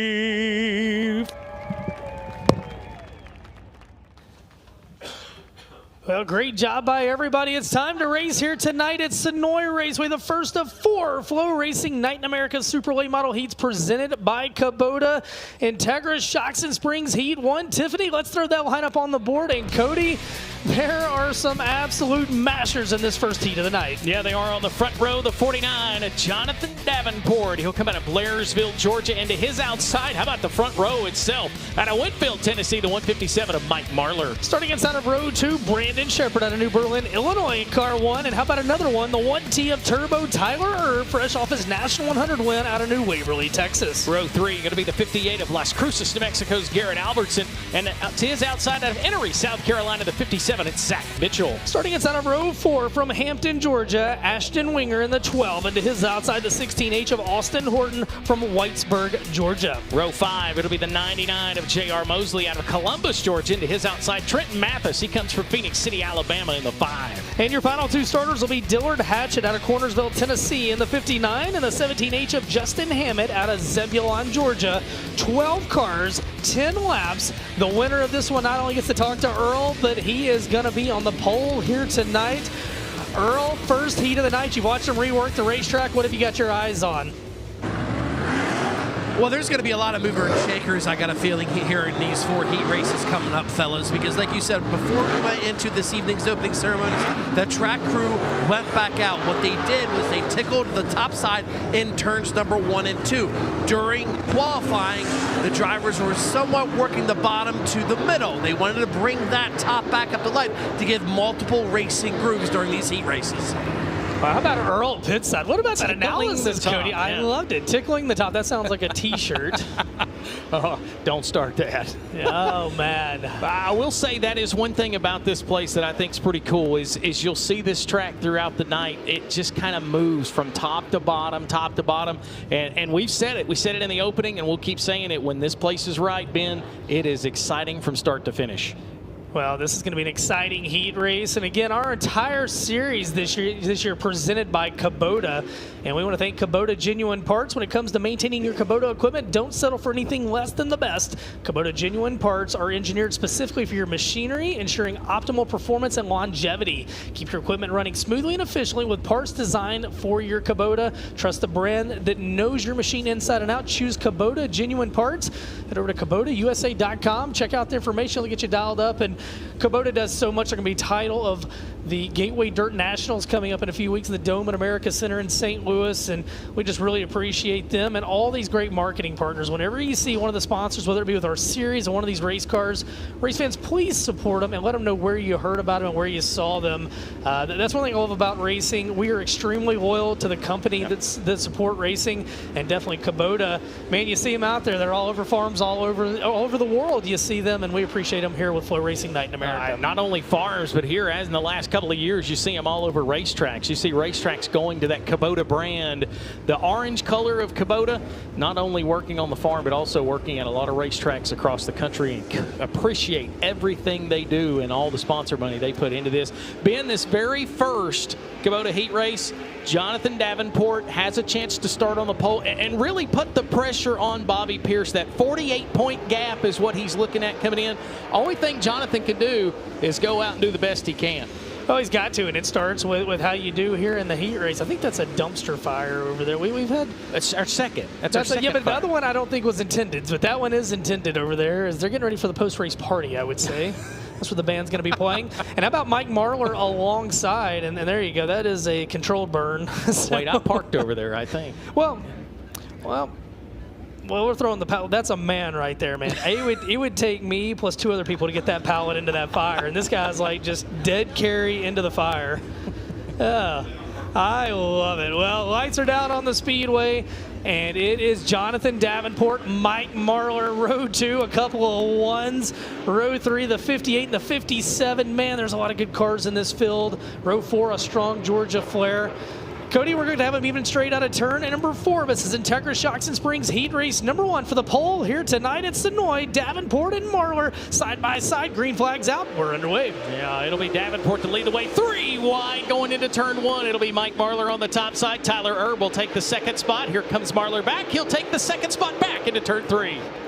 Off into turns 3 and 4 coming around for lap number 1. Jonathan Davenport leads the way. Marlar's got a hornet's nest back there with him. Brandon Shepard and Tyler Erb in the 1 car, the 58 car of Alberson back in. Oh, hang on to it. The 12 car of Ashton Winger. Trouble trying to limp it off the racetrack. Will we see the Midwest Sheet Metal caution? No, sir. Winger limps it into the infield. Something going awry on the 12. Wow. Oh, man, that's a tough way to start the weekend. Yeah, I didn't have that on my list. Right now, you see the battle. That's 3rd and 4th. Brandon Shepard running 3rd. Tyler Erb, he's in the final transfer spot for right now, hugging the bottom of the racetrack off turn number 4 as they put lap number 3 on the board, getting ready to be halfway home. As they'll continue to work their way down the back straightaway, Tyler Erb's going to stick a nose underneath the Brandon Shepard. These two have been going at it side by side, and they've almost reeled in Mike Marlar, who continues to run in that second spot. And I correct that, 10 laps. It has 8 on the mile. Oh, in trouble for Mike Marlar. Marlar's under power, and boy, oh boy, Tyler Erb, Brandon Shepard all had to go evasive, and there you see that Midwest Sheet Metal caution fly for the very first time. Something happened off turn 2 for Mike Marlar, and that car just completely shut off. It looks like all 4 tires are up on the 157, but he has made his way slowly down into turns 1 and 2, and Mike Marlar goes from 2nd into the show to being behind the 8 ball in a hurry.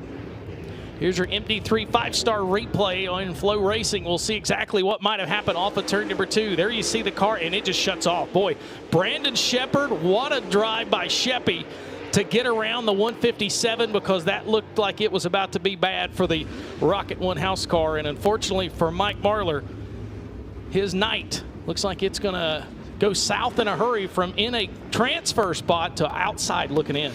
All right, well, Death Ridge Opticians Choose Cone's going to make its first appearance of the weekend. Drivers will have the option of going high or low at the flag stand. This is our 10-lap heats. And until we get to the halfway mark, which will be lap 5, we choose. So at the green cone, the leader's going to be All Boz Winsome on the front row. From 2nd on back, they can go high or low. Sheppy's going to go low. Turbo will step to his outside right now. Everybody holding serve. It gets more interesting in the B-mains and the feature later. And in the feature, we will go all the way to the checkered flag. And it's a chance to, if a guy feels like his car is better in one place than another, it doesn't force him to go in the opposite groove, but it might cost him a row.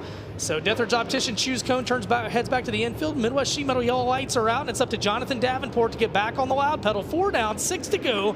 Integra Shocks and Springs Heat Race number 1. Yeah, that Midwest Sheet Metal caution flag is going to bring Zach Mitchell right back into the mix in that black 57. But there you see Davenport want to run off turn 2, about 4 car lengths back to Brandon Shepard. Shepard's going to close the gap back into turns 3 and 4. Alberson with a big slider took 3rd away from Turbo. Now Turbo back to the inside at the line.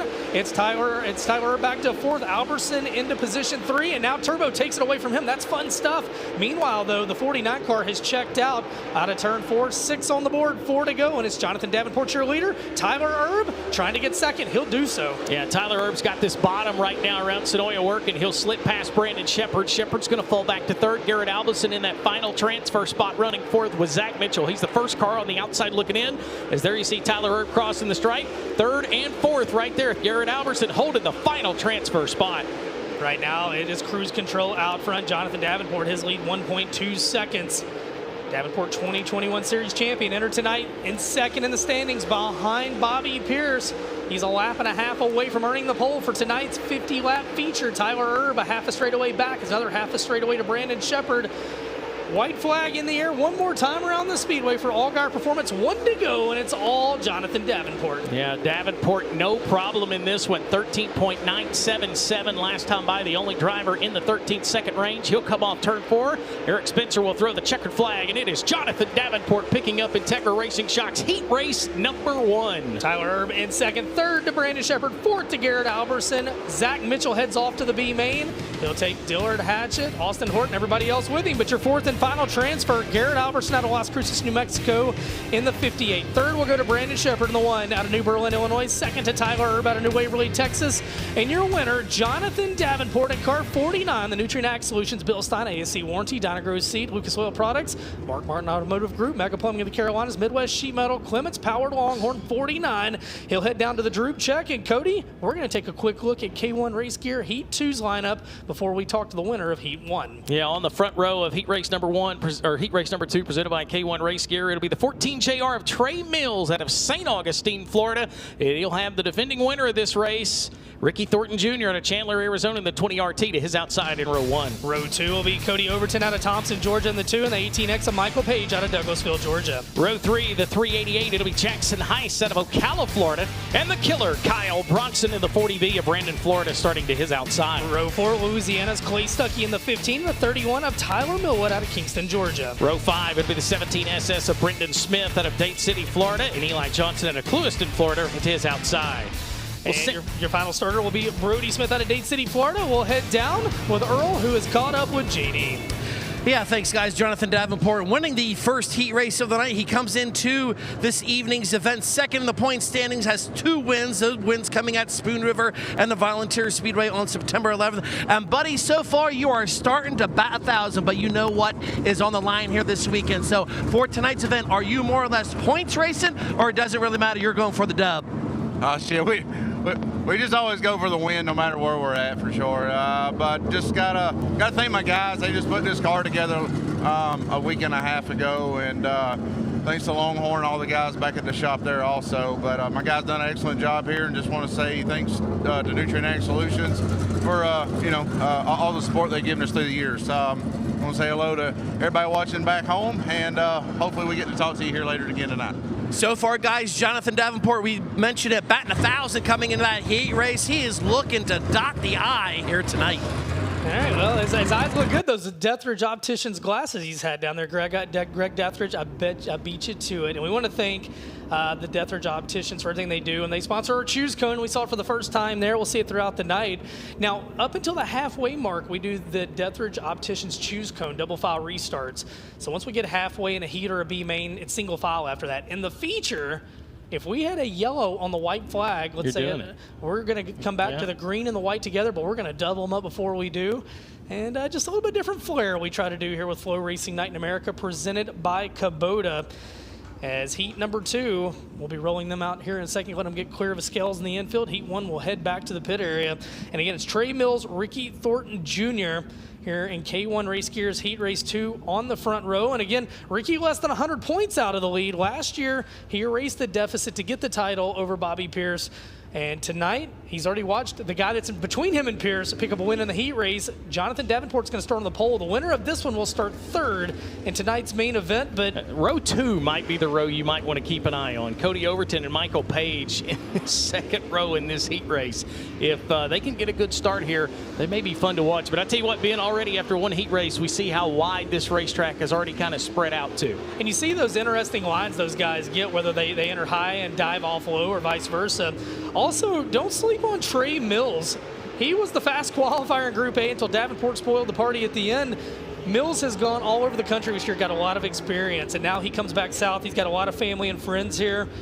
And I feel like Trey has got 3 feet taller over the past few years. Remember when Trey was shorter than me? He's about 2 foot taller.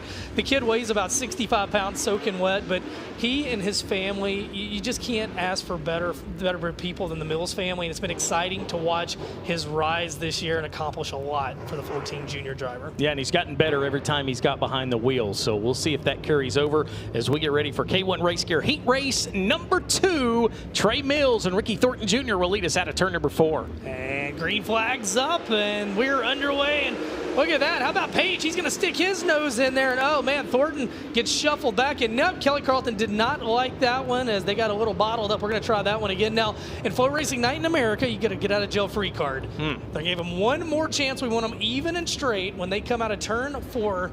So we're going to try that one again as Thornton will pull to the outside of Mills. And if we have an issue on this one, now we're going to have to... Somebody's moving, right? We're going to have to evaluate. Again, I'm in a different room than race control here tonight, so we don't know who Kelly was upset with on that one, but if he's upset with him a second time, yeah, they're gonna get slid back. I think these guys are going to get it together this time, and hey, it's a big race weekend. You got to go for it, see what you can get away with. Now you know what you can't get away with. We'll try it again. Well, it's a lot of pressure, too. 1,000 just to start tonight's race. So here we go. We'll try it again out of turn number 4. Trey Mills, Ricky Thornton Jr. much better 2x2 through the field. We're underway. Side by side off into 1 and 2. Mills going to let it drift wide. Thornton goes all the way to the top, opens the door down low. Cody Overton looks to the inside of Thornton. Thornton jumps back to the outside. Meanwhile, Page back and forth. Oh, man, Thornton gets crossed up. He's able to save it, but that's going to allow Mills to lead lap 1. Thornton in second. He's got company as Cody Overton's right there with him. Yeah, he cut the nose off the 2 car, and Cody had to make something happen. He didn't lose that much ground. He's still right there with the 20 RT. This is second and third. You're watching on your screen. Trey Mills, he's going to lead lap number 2. Is just outside on the left side, Michael Page trying to hunt for the transfer spot, but it's the killer Kyle Bronson taking it away. The killer with a slider. Bronson takes it away from Page. Now Page on the outside looking in. Bronson up into position number 4. He started 6th in this one. Page back to the inside of Bronson. Bronson tiptoes around him. Out front, though, Trey Mills leads the way. The young man out of St. Augustine, Florida, picked up the win at the smallest racetrack you'll ever see, Macon Speedway, or the Herald and Review 100. Not an easy place to win, and he got it done. And oh, Page is going to go around. That's going to draw the Midwest Sheet Metal caution. Caution on the speedway with 4 down, 6 to go. And getting word that Page might have caught the berm down there. The car got turned around to see a little bit of damage on the left side of that nose. And looked up, and he had gone around. Ouch. Yeah, and you don't see that much. You don't see that much from Michael Page as we will go and take a look at your MD3 5-star replay. Here it is off turn 4. There you see the white car. Oh, man. Just off the berm. Yeah, he shot a rooster tail off the nose. You never want to play that game. And that draws the Midwest Sheet Metal caution. That also draws the Dethridge Opticians Choose Cone. Josh has brought that out to the front stretch.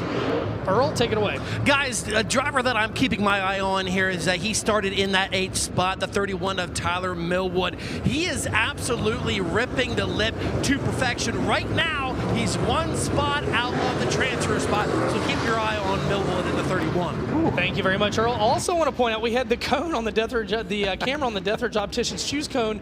Did you notice that Kyle Bronson said, don't give me that bottom? He went to the top, so he followed the 3rd place runner, Cody Overton, to the top. We'll see if that works for Bronson as some guys already making some decisions. 4 down, 6 to go. K1 Race Gear Heat 2. We're back underway. Yeah, Cody Overton, it's going to put him on the top side, too. We'll see if he can get that run to the outside of Ricky Thornton Jr. He's up there for now. He can't hold the top side for long. Now Jackson Heiss. How about the Ocala, Florida driver, Jackson Heiss, fighting for a transfer spot? We got a racetrack here in K1 Race Gear Heat number 2. Oh, it's a good one. Overton's going to try the crossover on Thornton. He'll accomplish it. He slides up the racetrack, and Thornton get back around him. And now here comes Jackson Heiss, the 388 back from 5th. He fell back early. He's trying to take 3rd away from Ricky Thornton Jr. And now Kyle Bronson on the outside looking in. Hell of a race right now with 4 laps remaining in K1 Race Gear Heat Race number 2. Thornton up the hill. Man, it's like Thornton's really got his hands full. Yeah, Jackson Heiss is working the extreme bottom. That's exactly where leader Trey Mills is. They're the best of friends. And right now, Jackson Heiss is going to take that 3rd spot away from Ricky Thornton Jr. Thornton on the outside looking in. Well, actually, he's in a transfer spot. We take 4, but he's got Bronson trying to put him on the outside looking in. This time off at turn 4, 8 down, 2 to go. Last time by, Trey Mills had a 9/10 of a second lead over Cody Overton. That time, 1 second Mills doing what he's got to do as Thornton goes back to work on Jackson Heiss, letting it rip on the top side of the racetrack. We come back to the Allgaier performance. 1 to go, white flag in the air. Yeah, Ricky Thornton Jr. had a whale of a run on turn 4. He's going to get it again right here. We'll see if he throws the slide chop inside Jackson Heiss. Boy, you couldn't have put an index card between those two in turn 1. Double box action, the winner of K1 Race Gear Heat 2. How about it for St. Augustine, Florida's Trey Mills? He takes the win. Second will go to Cody Overton. Third to Ricky Thornton Jr. Fourth to Jackson Heiss. That was fun, Cody. Yes, it was. Man, what a show. How about we mentioned Jackson Heiss? Him and Trey Mills, best of friends, working the bottom of the racetrack. They both find their way in. Jackson Heiss moves off to the main event in the 388. The 20 RT of Ricky Thornton Jr. into the feature in third. Second to Cody Overton out of Thompson, Georgia. But how about it for St. Augustine, Florida's Trey Mills? He takes the win. The Mills Concrete, Twins Farms, VP Racing Fuel, Boswell Oil, VG Performance, Factory Fits Incorporated, Clements Powered Longhorn. He'll start third, going after his first win with this series. And I tell you what, he's rolling right down to Earl. So instead of going into that third heat race lineup, Earl, I'm going to throw it down to you with a young man that I have a feeling is going to be smiling ear to ear. Yeah, I got a feeling he's going to be smiling, no doubt about it, because, Ben, you broke his little heart earlier on during qualifying. But Trey Mills, dude, I know you wanted redemption after that qualifying run, and you were able to get the win here in heat race number 2. Good job. Yeah, I appreciate it. Just got to thank my crew, my mom, my dad, Fitz, Shane, Ethan, just everybody who's here is helping me. My car's bad fast right now. Got to give a shout out to Colton and Jesse back. They're on their honeymoon right now. My crew chief got married last week, so I know they're watching. Shout out to them. And just thank all my sponsors. Car's really, really good right now, and just fortunate enough to be running up front with the best of the best. So hopefully we can just manage my time and run good in the future. It's all smiles, guys, from Trey Mills, winner of heat race number 2. How about that? The crew chief's on vacation, and he goes to the heat race win. It was that young man, he's worked hard, and it's going to be exciting. Well, we'll see what he can do. Meanwhile, for the driver, it's going to start outside front row alongside Jonathan Davenport tonight. Is going to be the winner of Buzzy Racing Products Heat 3.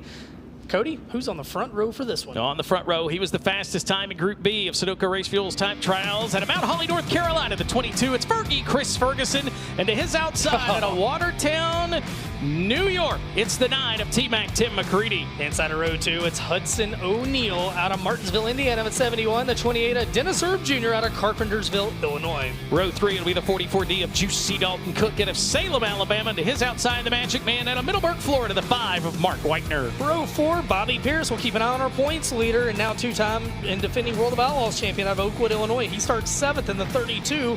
Into his outside, up-and-coming Georgia driver Hayden Cowan out of Rincon, Georgia in the 14. Row 5 will be the 16 of Fort Payne, Alabama, Sam Seawright. To his outside out of Mooresville, North Carolina, the 48 of Hunter Cone. And last starter in this one, Jason Lively, the Alabama driver in the 21. As the last of the drivers, clear of his skills. I tell you what, Jackson Heiss did a fantastic job in that last race.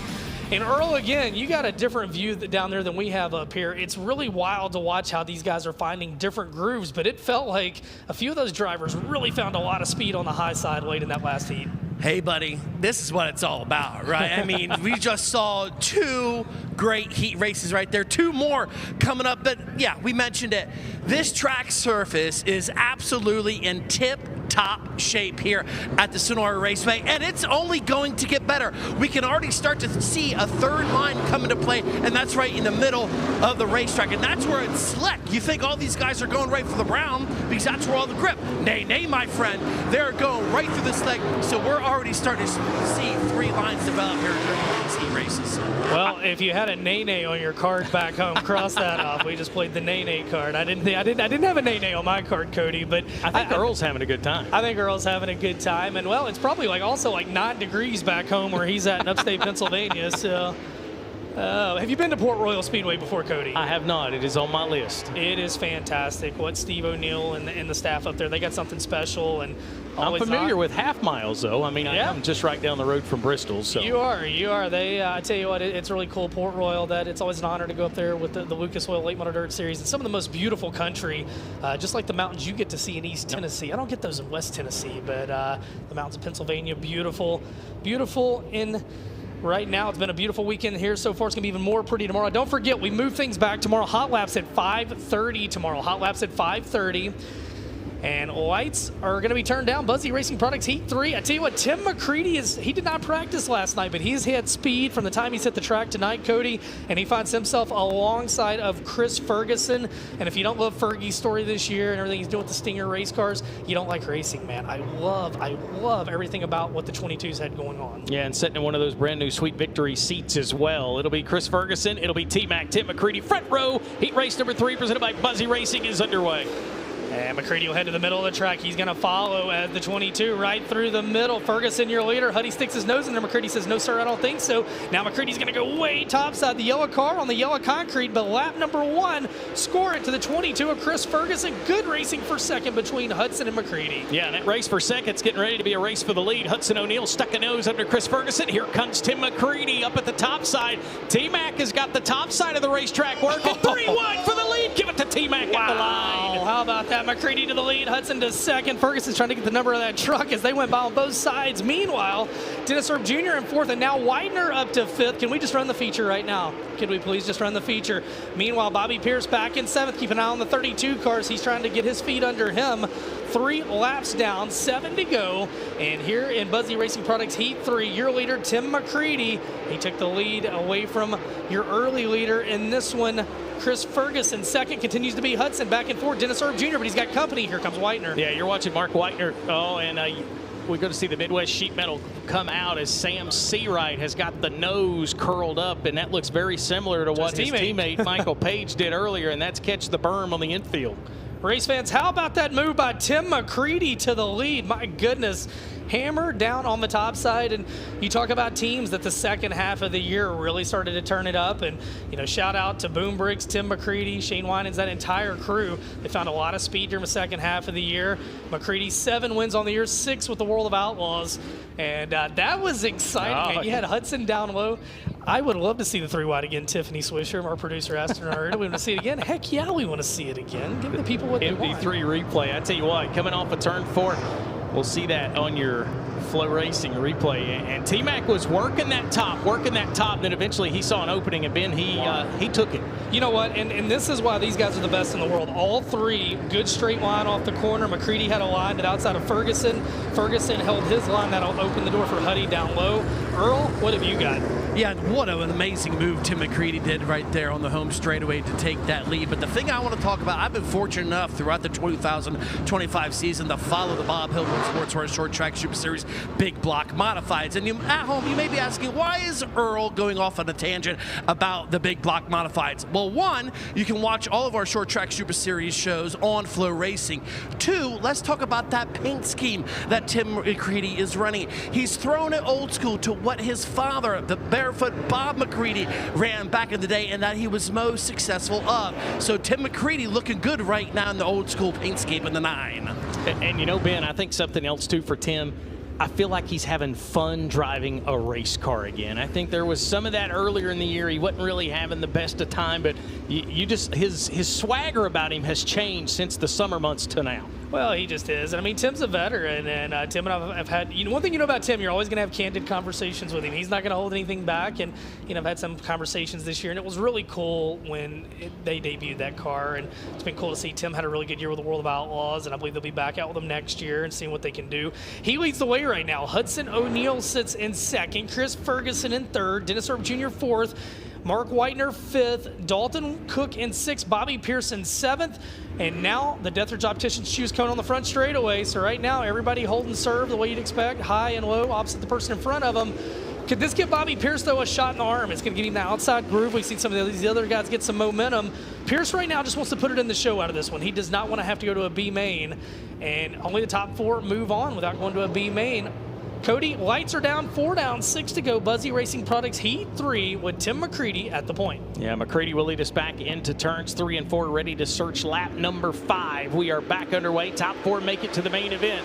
Hudson O'Neal will take the 2nd spot, nearly 3 wide into turns 1 and 2. Mark Widener, who is always good on restarts, he has 3rd for now, but here comes Dennis Erb to his door. And he'll go from 5th to 3rd. He puts Ferguson on the outside looking in. Dennis Erb Jr. still in 4th. Bobby Pierce getting some momentum on the top side behind them. 5 down, 5 to go. McCready tiptoeing around the bottom now. He'll let it drift wide off of 2.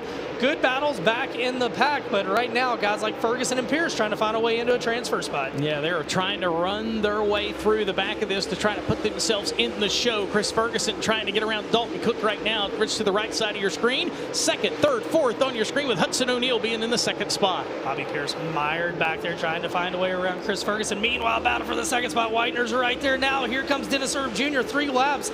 And 2nd, 3rd, and 4th duking it out. Everybody content on the bottom through 1 and 2. 3 and 4, a little bit of different situation. McCready heads to the top. Whitener heads to the top, as does Huddy. Meanwhile, down low, no big surprise. Dennis Erb Jr. 2 sticks in the air, 2 more times around the speedway. Cody, they race back to the all-guy performance. 1 to go. Yeah, Dennis Erb working on that bottom as we split the screen for you. There you see T-Mac on the left side, leading us to what will be the white flag. 1 lap to go here in Buzzy Racing, heat race number 3. It has been all T-Mac in this one.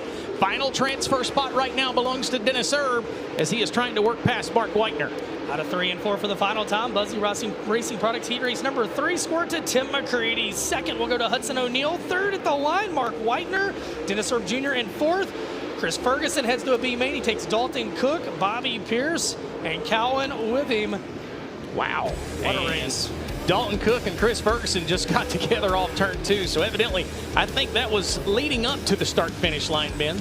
Oh, my goodness. Well, 4th and final transfer to Dennis Erb Jr. out of Carpentersville, Illinois in the 28. 3rd to the 5W, Mark Whitener out of Middleburg, Florida. 2nd to Hudson O'Neal, the Indiana driver. And Tim McCready out of Watertown, New York, picks up the win in Buzzy Racing Products Heat 3. The Briggs Motorsports, Excess Storage, Dave Warren Power Sports, Corey Rubber Corporation, Sherlock Ventures, Johnstown Hydraulics, Valvoline Trans 58, all sponsors on the Clements Powered Longhorn for Tim McCready. And I think it might take just a second. He's last in line on the scales. Let's hit real quick the lineup, Tiffany, if we can, for iBox Springs Heat 4. On the front row at Marshalltown, Iowa, the Reaper, Ryan Gustin in the 19R. To his outside, Dylan Knowles out of Lynette, Alabama in the 66. Row 2 will be Devin Moran out of Dresden, Ohio on the 99. And the 44, Chris Smokey Madden out of Great Court, South Carolina. Row 3 will be the 38 of Matthew Taylor out of Fort Valley, Georgia. And to his outside, big sexy Brandon Overton out of Evans, Georgia in the 76. Row 4, Shane Clanton out of Zebulon, Georgia in the 25C. And the 74X of Ethan Dotson out of Bakersfield, California. Row 5 will be the 888 of Dennis Hale out of LaGrange, Georgia. To his outside, the 17 of Brett Gray out of Temple, Georgia. And rounding out the field, it'll be the 54 of Garrett Williams. He's out of Kennesaw, Georgia. I believe Earl has caught up with heat race number 3 winner, T-Mac Tim McCready. T-Mac coming in here, buddy, and I hope people got you on their dirt draft, because what a hell of a move you did here on the main straightaway to take the lead. Walk me through it. Well, before the race started, I was watching JD, and I didn't know he went around the top the last lap in 3 and 4, and I got to thank his guys. Guys come down over and just showed me the lap time and said it should be up there. Nobody knows it's up there. And then Bronson that last race started making time up there, and I just thought, well, I'm not good at hanging left on people, so I just went up there to see if it would work and got us to the front. Just want to thank Briggs Transportation. Everybody does this. We're down there having fun. We ran good earlier in the year at the Outlaw Show here, so we came back, and hopefully we can keep it up front. How about it, Tim McCready winning the 3rd heat race of the night? Something other I want to touch about his helmet right there. Something very, very cool that you can see right there on the left side. It says, "Don't worry, Dad, I'll take it from here." That's what we talked about. Family, generations, that's what it's all about. And Tim McCready, he's going to be starting outside front row. Well, Jonathan Davenport's crew showed him it was up there. Well, now he's going to start alongside of Jonathan Davenport in the feature.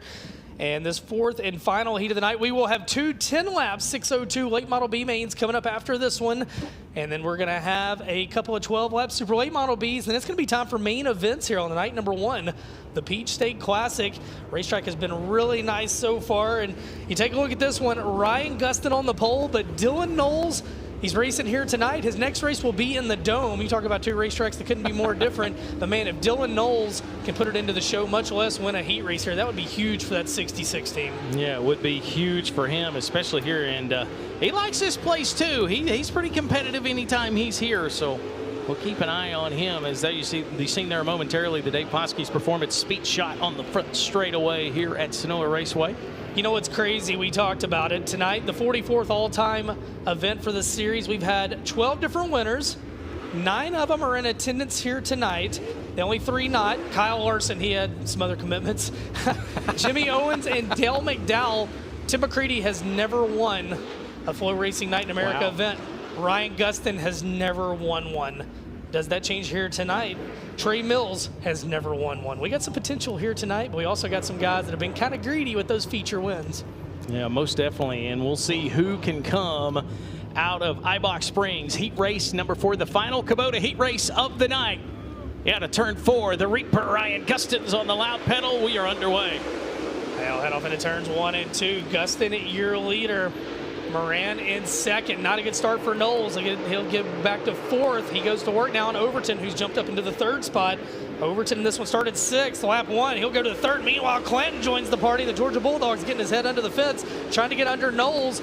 Again, down at 1 and 2, that bottom's really good. Some of the guys keep it low, others let it drift wide. Down in 3 and 4, Momentum City as they work off of 4. 2 on the board, 8 laps to go. It's Ryan Gustin, the Reaper, leading the way. Yeah, and Brandon Overton, you seen him there momentarily working the top side. Shane Clanton on the bottom. I figure they'll do that again down here in turns 3 and 4. They will. Clanton to the bottom, Overton to the top side. You see almost identical in the middle, but Overton has the momentum at the line. He'll hang on to 3rd.